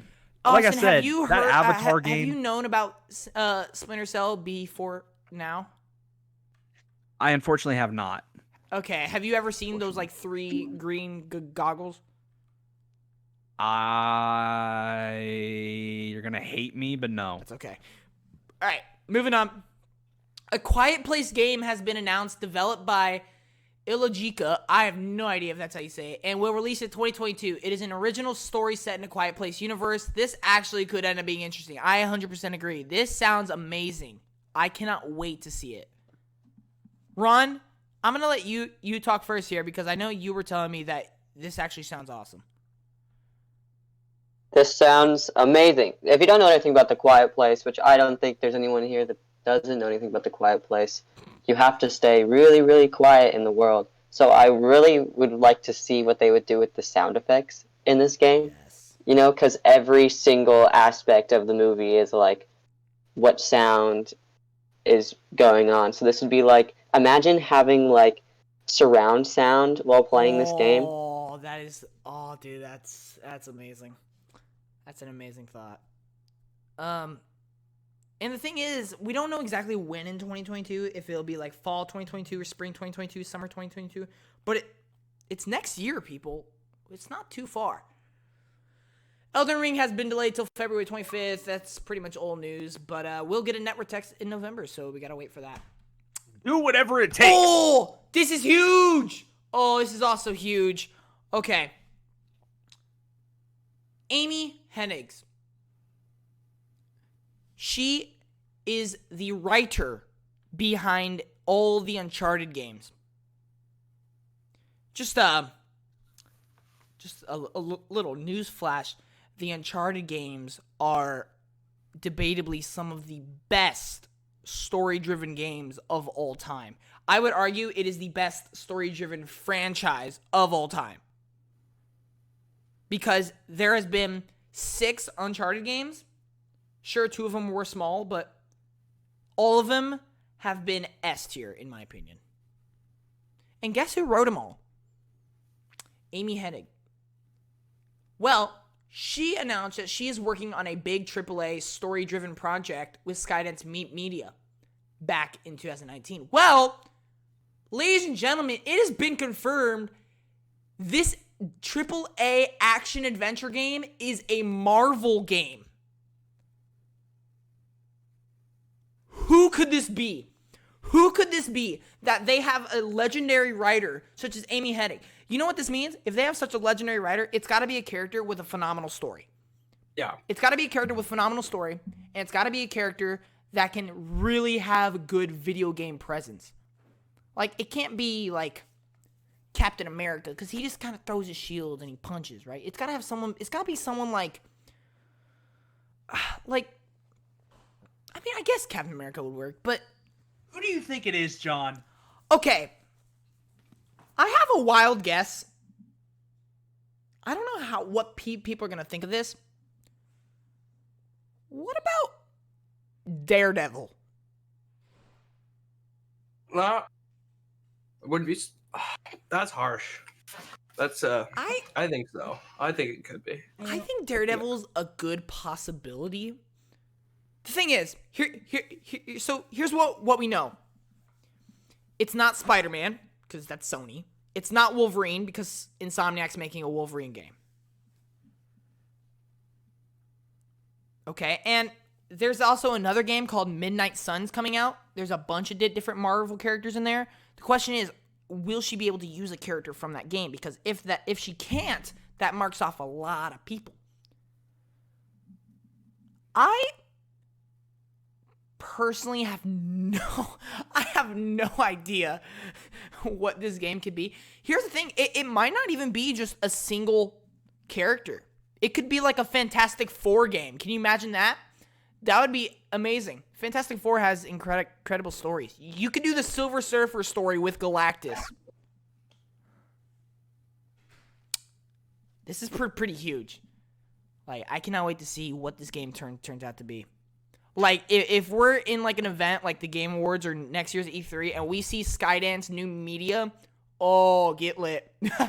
Get lit. Because you know what we're about to see. Moving on. Oh, this is another huge thing. Okay. Disney and Lucasfilm are teasing a Star Wars video game announcement for December. So, before we go any further, I am, in fact, a Star Wars simp. I am a Star Wars nut. I'm Simp. insane fan of Star Wars. Biggest Star Wars fan. I don't think I've ever been a fan of anything else more than Star Wars apart from video games. Like, it's my favorite franchise of all time. It's my favorite movies. It's my favorite music. I love Star Wars music. I'm a diehard Star Wars fan. And so there is a certain event in December called the Game Awards. Are you telling me we're about to get another Star Wars announcement? Ooh. No. Ooh. We're getting 2 Star Wars announcements. Ooh. Ooh. Ooh. I love Star Wars. I'm not a big fan of the games. I don't get to play them as often as I do. But hear me out. Just having that big Star Wars game come out. What if we get another one? Dude. Like, what if we get lore? What if we get a lore game? A My big question lore is, game? what could it be? There's options. It could be Jedi Fallen Order 2. That's probably the most likely. Likely. Right? But I don't necessarily think they would take that approach. Could it be like something insane like Force Unleashed 3? Imagine something like that. Like, there's tons if you go and watch, there's tons of just missing time in the Star Wars movies. They could do so much with this game. I have no idea what it's going to be. In between, dude, I'm hyped for this, actually. Yes. Which, by the way, now's the perfect time to bring this up. I plan on having kind of like a party for the Game Awards. It happens on December 16th. In December, I'm already planning it. So if you guys want to come over for the Game Awards, it's gonna be epic. Oh, I got you. yes, I got you. Yeah, it's gonna be amazing. When we're done with this segment, I did some research on that Marvel thing. Oh, I don't know how you're gonna feel because I guess I'm guessing it is a developer or someone related to it that's being a different writer, and there was 2 guesses that were said. One of them, well, there was multiple guesses. Someone got it right, and it's debatable between 2 right now, and I don't know how to feel because I was looking up a website on who the most likely people would want to see, and some of the top ones were Daredevil, Doctor Strange, and some other one. But I think I know. What I'm seeing is I don't know how you would feel about it, but the 2 that they're decisive on is between the Fantastic Four and Ant-Man. What? Please, either one of them. Please? Either one. Okay, look, people have a big problem with Ant-Man. They don't think he's exciting. I don't understand that. I think he's hecka cool. I love Ant-Man. Dude, give me an Ant-Man game. Dude, can you imagine shrinking and be dude, a AAA shrinking game? That'd be awesome. That'd be amazing. You could literally go inside an apartment and be the size of an ant. Yeah, listen to this article. On November 2nd, episode of Fat Man Beyond, co-host and scriptwriter Mark Bernardin divulged his role as a writer on the Skydance Marvel title. Game Informer producer Ben Hansen notes that, according to Kevin Smith, the stream's chat managed to immediately guess the subject material. On Twitter, Hansen added the 2 viable choices were Ant-Man and the Fantastic Four as the 2 that were most likely to happen in this new AAA title. I thought you were gonna say Captain Marvel, and I was gonna get so disappointed. No. Okay. Dude, that's actually awesome. I'd be fine with any one of those. Because, okay, Ant-Man doesn't necessarily have the greatest of, comic book stories. But here's the thing. Ant-Man's a humor character. If we have a great writer, dude, that's going to be a funny game. Dude, that game's going to be so comedic. Cannot wait. We'll see what it is. I honestly want Ant-Man more than Fantastic Four. I'm going to be honest. I will say you were right about fans wanting a certain story because Daredevil's number 1. Yeah. Everyone, they either said Daredevil, I think Doctor Strange was second, and then Ant-Man. Imagine a Doctor Strange game though. Yeah. Well, Doctor Strange is actually going to be in the Midnight Suns game. See, that's what I'm wondering. Is she going to use someone from Midnight Suns game? Because if she can't, that limits a lot of people. Fantastic Four and Ant-Man are not in that game, so it makes sense. Daredevil's also not in that game. So we'll see what happens there. But anyway, back to Star Wars. December announcement. Look out for it. Oculus Gaming Show will return for 2022. Super, super thrilled about this. I'm a huge VR supporter, huge VR fan. I've been a VR fan for like so many years now. Cannot wait to see what they got in store for us for 2022 and beyond. Experience. Okay. Oh my gosh. Oh. Yeah, dude, I'm so excited. Ladies and gentlemen, GTA San Andreas is coming to VR. They are making a VR GTA game.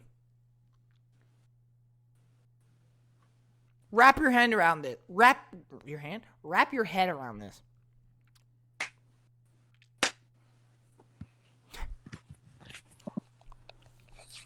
I don't even know what to say. 2024 release.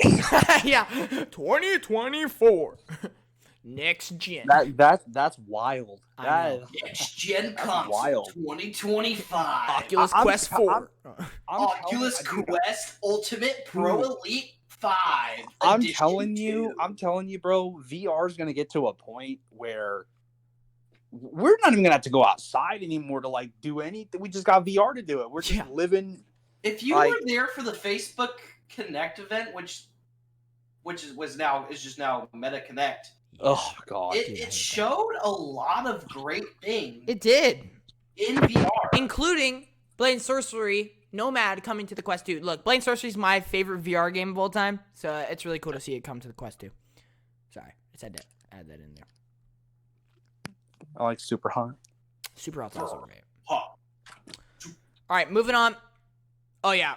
And it's also confirmed Blade and Sorcery will support mods. Epic. Yes. All right, on the money. Steam bestsellers last week. Back 4 Blood debuts at number 1.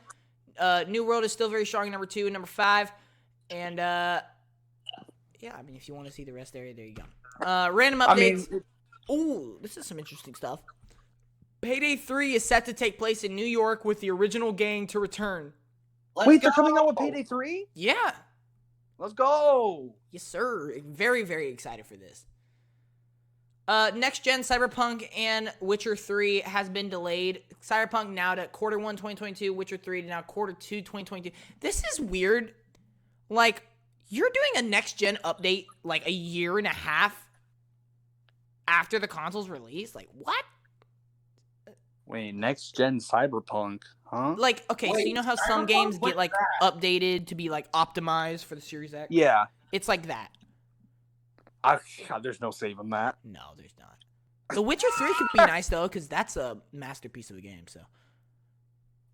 But anyway, Dragon Age 4 will reportedly be coming to PS5 series or Xbox Series and PC. This is to be expected. Fewer games will be available on the Xbox One and PS4. So it's only expected for this. And then if you're interested in playing Elden Ring early, here's your chance to sign up. So if you guys want to go sign up, you can do that now.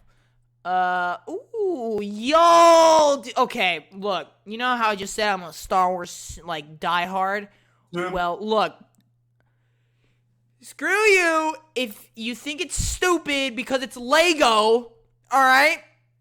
Lego Star Wars Skywalker Saga is in my top 3 most anticipated games to come out, alright? Listen, just a quick recap of what we know so far. 24 planets. All of them are open world. 300 plus playable characters, 800 including non-playable, 150 vehicles, 9 different story modes, basically, movies. Spring 2022 release, 6 DLC character packs, 52 gigabytes, tons of capital ships to encounter while exploring space. This game sounds amazing. This is like the ultimate Star Wars experience. It's just in Lego, but I don't even care at this point. Don't even care. This sounds amazing. And Austin, you can vouch for me. This Lego game does not look like a standard Lego game. Like, It does not. it looks amazing. I'm pretty sure isn't it like an open world? Oh yeah, this is like a triple A, like yeah, over the shoulder type Lego game. It's not your basic third. It's third person, It but is. it doesn't feel like third. No, person. like this is like a PlayStation exclusive meets Lego, like it's like a mix between like 3D. It makes it's so weird. This, like the camera is so interesting. Yeah. For that type of style. It looks so good. Like I literally cannot wait for this game so bad. Yeah. So bad. As much as people like to hate on it, yes, Legos, we get it. It's meant for children, but it doesn't matter. Here's the thing about Legos. The fact that Legos as a whole, and this is the problem with like Lego games, is I understand is Legos, but you can make great games with Legos. You can. Mm-hmm. Lego Star Wars is a great example. I have a friend who is a die-hard for Lego Star Wars. This dude loves Lego games. And it's not because of the fact that it's Legos. It's just funny to him. He enjoys the story that they bring. He enjoys seeing it in that sort of style. I think it's more of wanting to see what they can do with something like Legos and creating a whole game out of it. Yeah. I think that's what really makes these games so interesting. And I'm telling you, if you're a big fan of Legos and like the games that they've made, prepare yourself.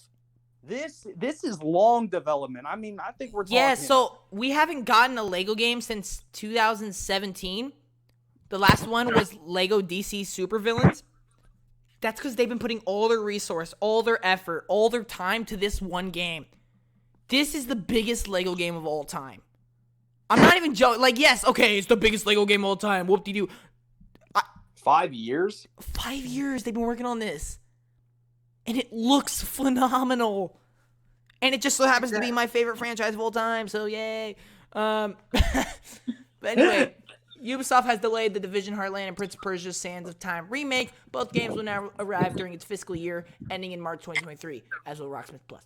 7 weeks after launch, fewer than 800 people are playing Aliens Fireteam Elite. That's unfortunate to see, but, I mean, I didn't hear it was a great game in the first place. Oh my gosh, this next one. This is great. Marketing emails sent to lapped players' emails are presented as if they're messages directly from Giancarlo Esposito, villain, taunting them to jump back in and take him down. Dude, I can't stop seeing this man everywhere. Great. He's just like, I just can't. Dude, it's like, great. I will say one thing with Far Cry 6. They really are advertising this man. He's everywhere. You go on YouTube. Dude, they got like such a high budget actor. Yeah, for the role. he's literally like you go on YouTube. You watch an ad. Every ad is just him being like, "Where are you? Come face me. You cannot. You cannot come face me. You won't get very far." I'm like, Yeah. Get off my screen! I'm trying to get watch off my video. back, woman. Like, I'm trying to watch a video. Like, golly, I've never seen a villain this advertised, and golly, yeah. like they're really pushing this dude like hard. By the way, everybody, I just now realized I never specified this. We're in the PC area. That doesn't mean it's directly PC. PC is basically, I should have had it just etc. Really. This is just anything that's not specifically Xbox, PlayStation, or Nintendo. This is like third party. There you go. This is everything third party. What? No, I don't know. I just multi-platform. Yeah. This is just everything else, etc. This is just etc. All right. Ooh, we got a little fun thing. This one might actually take a while for us to talk about. Ron, you can also be involved. I feel so bad. You've just been sitting here. You can only pick 3. No explanations. Go. Okay, Pokemon, Kirby, Zelda. Pokemon, Assassin's Creed, Halo.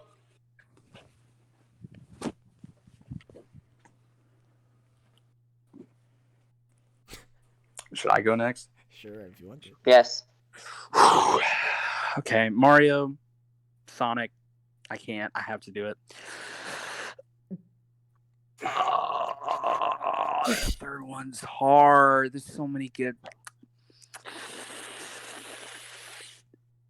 It's either Metroid or Zelda. Actually, Pokemon or Kirby, because I haven't grown up with Zelda as much. I would probably go with Pokemon though. All right. Crash Bandicoot, Mortal Kombat, and Grand Theft Auto. That's a very interesting It's list. very interesting. So you're Yeah. saying if you got stuck on an island, those are the 3 game franchises you'd want to be stuck with. Yeah. Come on, think about it. Grand Theft Auto's a good choice because you Crash can do Bandicoot, so much platformer, with love Grand it. Theft Auto. And in GTA, yeah, I could have picked Fallout, but I'm not gonna pick God of War. Those are really good games, and I think I You can never get bored of Mayor T.O. Oh, So you said no. Crash Bandicoot, Mortal Kombat, and Grand Theft Auto? Yeah. I agree with Mortal Kombat and Grand Theft Auto. Crash Bandicoot's gold. It's like 10 out of 10 Oh. franchise, but I don't know if I only had to pick The 3. replayability is not as high as a lot of Yeah. people argue, I feel. Like, I would Nah. get bored after the first For playthrough. me, the replayability is because I probably couldn't pass the first 2 I mean, levels. I guess, if you're like a really big Crash fan, I mean, that makes sense. Crash Bandicoot's a hard I got platforming game. Crash honestly. Bandicoots. makes Drink, sense. man. It's Dude, Crash on the PS2 was prime era. prime era, bro. But yeah, no, I thought that this was a little interesting segment that we could do because brings out a little bit. I like it. of Some discussion. fun little games. Yeah, I mean, look, I chose Pokemon because it's Pokemon, and then Pokemon, Assassin's yes. Creed is probably like, dude, all the games are pretty much bangers. And then Halo is, in my opinion, probably the best first-person shooter on here. If my friend was here, I already know he would choose Kingdom Hearts, Animal Crossing, and what's the other one that I can think off the top of my head? I gotta look at the list on the right side. Fire Emblem. There it is. Oh, that I might as well just jump in the water and die if I got stuck. Animal Crossing and Kingdom Hearts are solid options. I don't know about Fire. Okay, we're just not fans of games like those, John. I can't. I don't know if I can say that because I actually have been playing a lot of JRPGs recently, which is basically what Fire Emblem is. Fire Emblem just sucks, in my opinion. Damn. I'm sorry. I mean, I can't stand Fire Emblem. The characters and stuff is cool. You would get killed for that. Look, hey, at least I got like 80% of the gaming community behind me. A lot of people don't like Fire Emblem. There's a lot of Fire Emblem supporters. Yeah, but there's also a lot who don't like it. So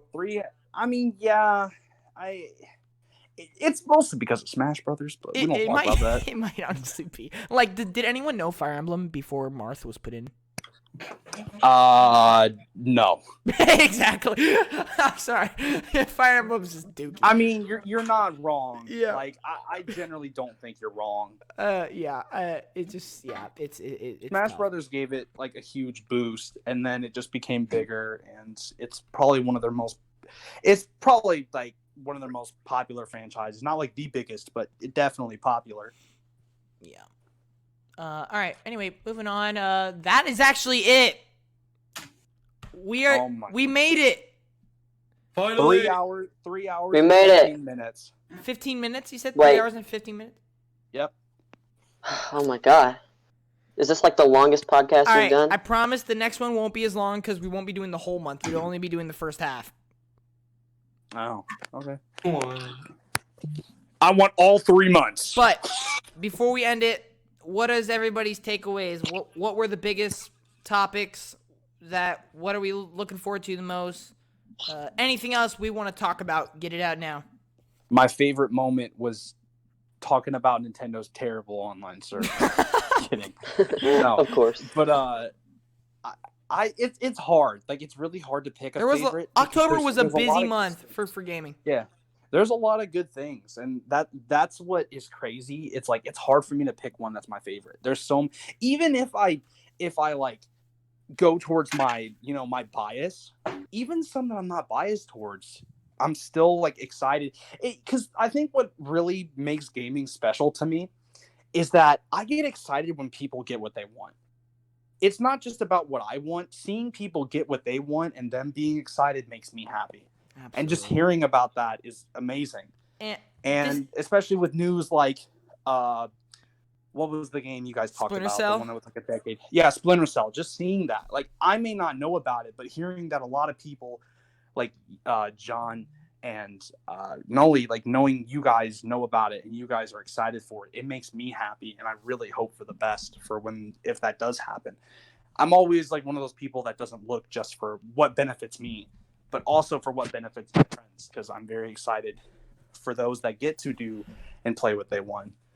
Yeah, So I'm really, it's very hard to pick a favorite moment, but I love these because we get together and we get to really connect on a level yeah. just by talking about video games. Yeah, and I'm really glad you pointed this out, because it, like, if I had to finish on one thing, like, no matter what platform you're on right now, no matter what genres you like, gaming is good right now. Everybody is eating good. Like, sure, Nintendo has its problems, but have you seen their 2022 lineup? Have you seen the games? Yeah, have you seen them? what they got, dude? And even some games that they're releasing now, Metroid Dread, Mario Party Superstars.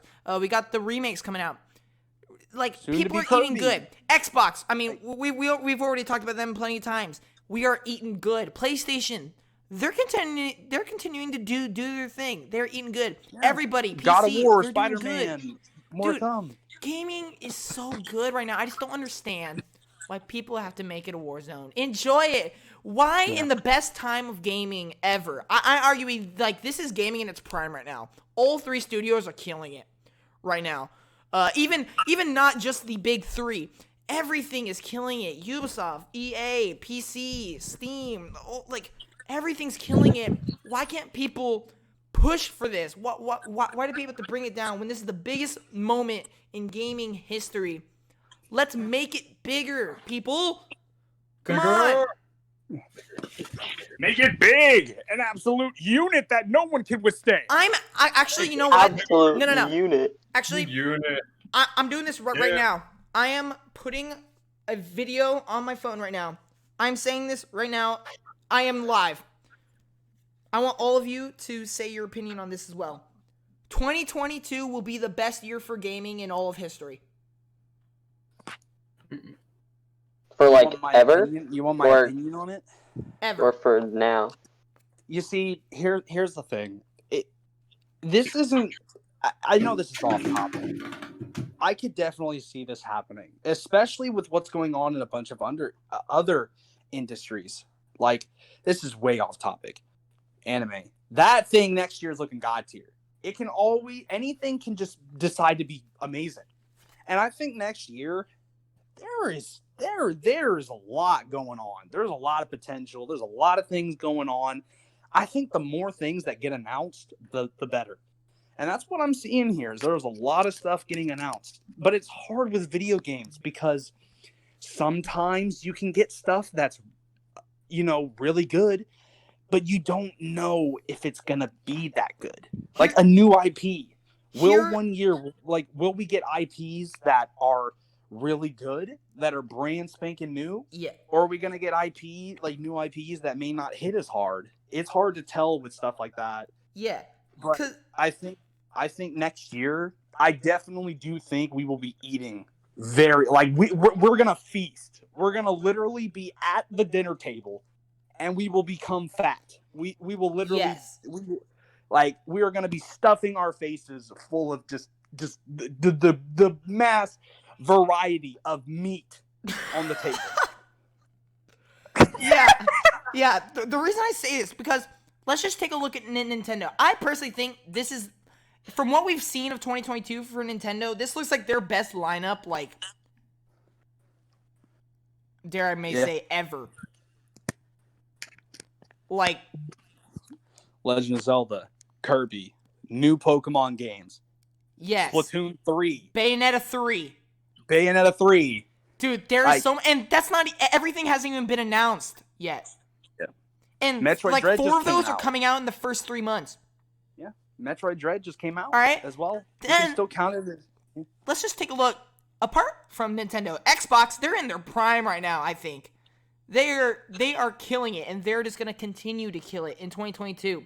We already know they're going to be releasing more first-party games next year than they did this year. That's already confirmed. PlayStation also has a great lineup for 2022. Horizon Forbidden West, the sequel to Horizon Zero Dawn, God of War 2. I mean, and then you take away, let's not even just think about the exclusives. Let's not think about Xbox, Nintendo, Xbox. Everything else. Xbox, PlayStation, Nintendo maybe make up, 20% of the actual gaming industry? Think about the other 80%. Everybody is, in their prime right now. 2022 is going to be awesome. Because you know what I think's happening? Is all these games that were coming out got delayed till 2022. So there's way more games in 2022 than there actually should be. Yeah. I mean, that whole pandemic and everything, a lot of games are going to get delayed. And I'm wondering, because even that Kirby game, when I just now figured out today, that was 5 years in development. I would have never guessed that was 5 years in development. Yep. I really wouldn't have. Yep. Because, I don't know, it just doesn't seem like a Nintendo thing to do. But it is, and it's crazy. There's so many things that can happen. I mean, there's so many possibilities. I mean, Xbox, a third. Yeah. A third. Yeah. Does Nintendo and Sony even have that many games that they have planned? I have no idea. If Xbox has a third, oh my god, they're gonna have so many video games. It's not even. Yeah, and real. they're all on Game Pass day one. Like, who knows? Like, there could be over 100. Yeah, for real at this point. Like triple A, like you never know. Could be like triple A. You know, it's crazy. I don't know. It's hard to tell with video games, like I said, because you never know anymore. Because anything can flop, anything can. And here's the thing: Game Awards is right around the corner. We might be getting a bunch of 2022 release dates for a bunch of big games. Oh yeah, it's looking good for 2022, ladies and gentlemen. Yeah, very good. Hayden, Ron, do you guys have anything to say? No, not really. I don't really have anything. I'm excited. All I'm gonna say, I'm excited for E3 next year. Me too. I hope it's the greatest ever. All right. I think. Well, with that said, ladies and gentlemen, I think we're gonna go ahead and end this podcast. Thank you all so much for tuning in. I know it's a long one. It won't be this long ever again, hopefully. And well, let us know in the comments anything that you want to talk about. I'll be sure to reply to you guys. And we will see you in the next one. Make sure you check out all the other content. And we'll see you in the next one. G.A.M.E.R out. Peace.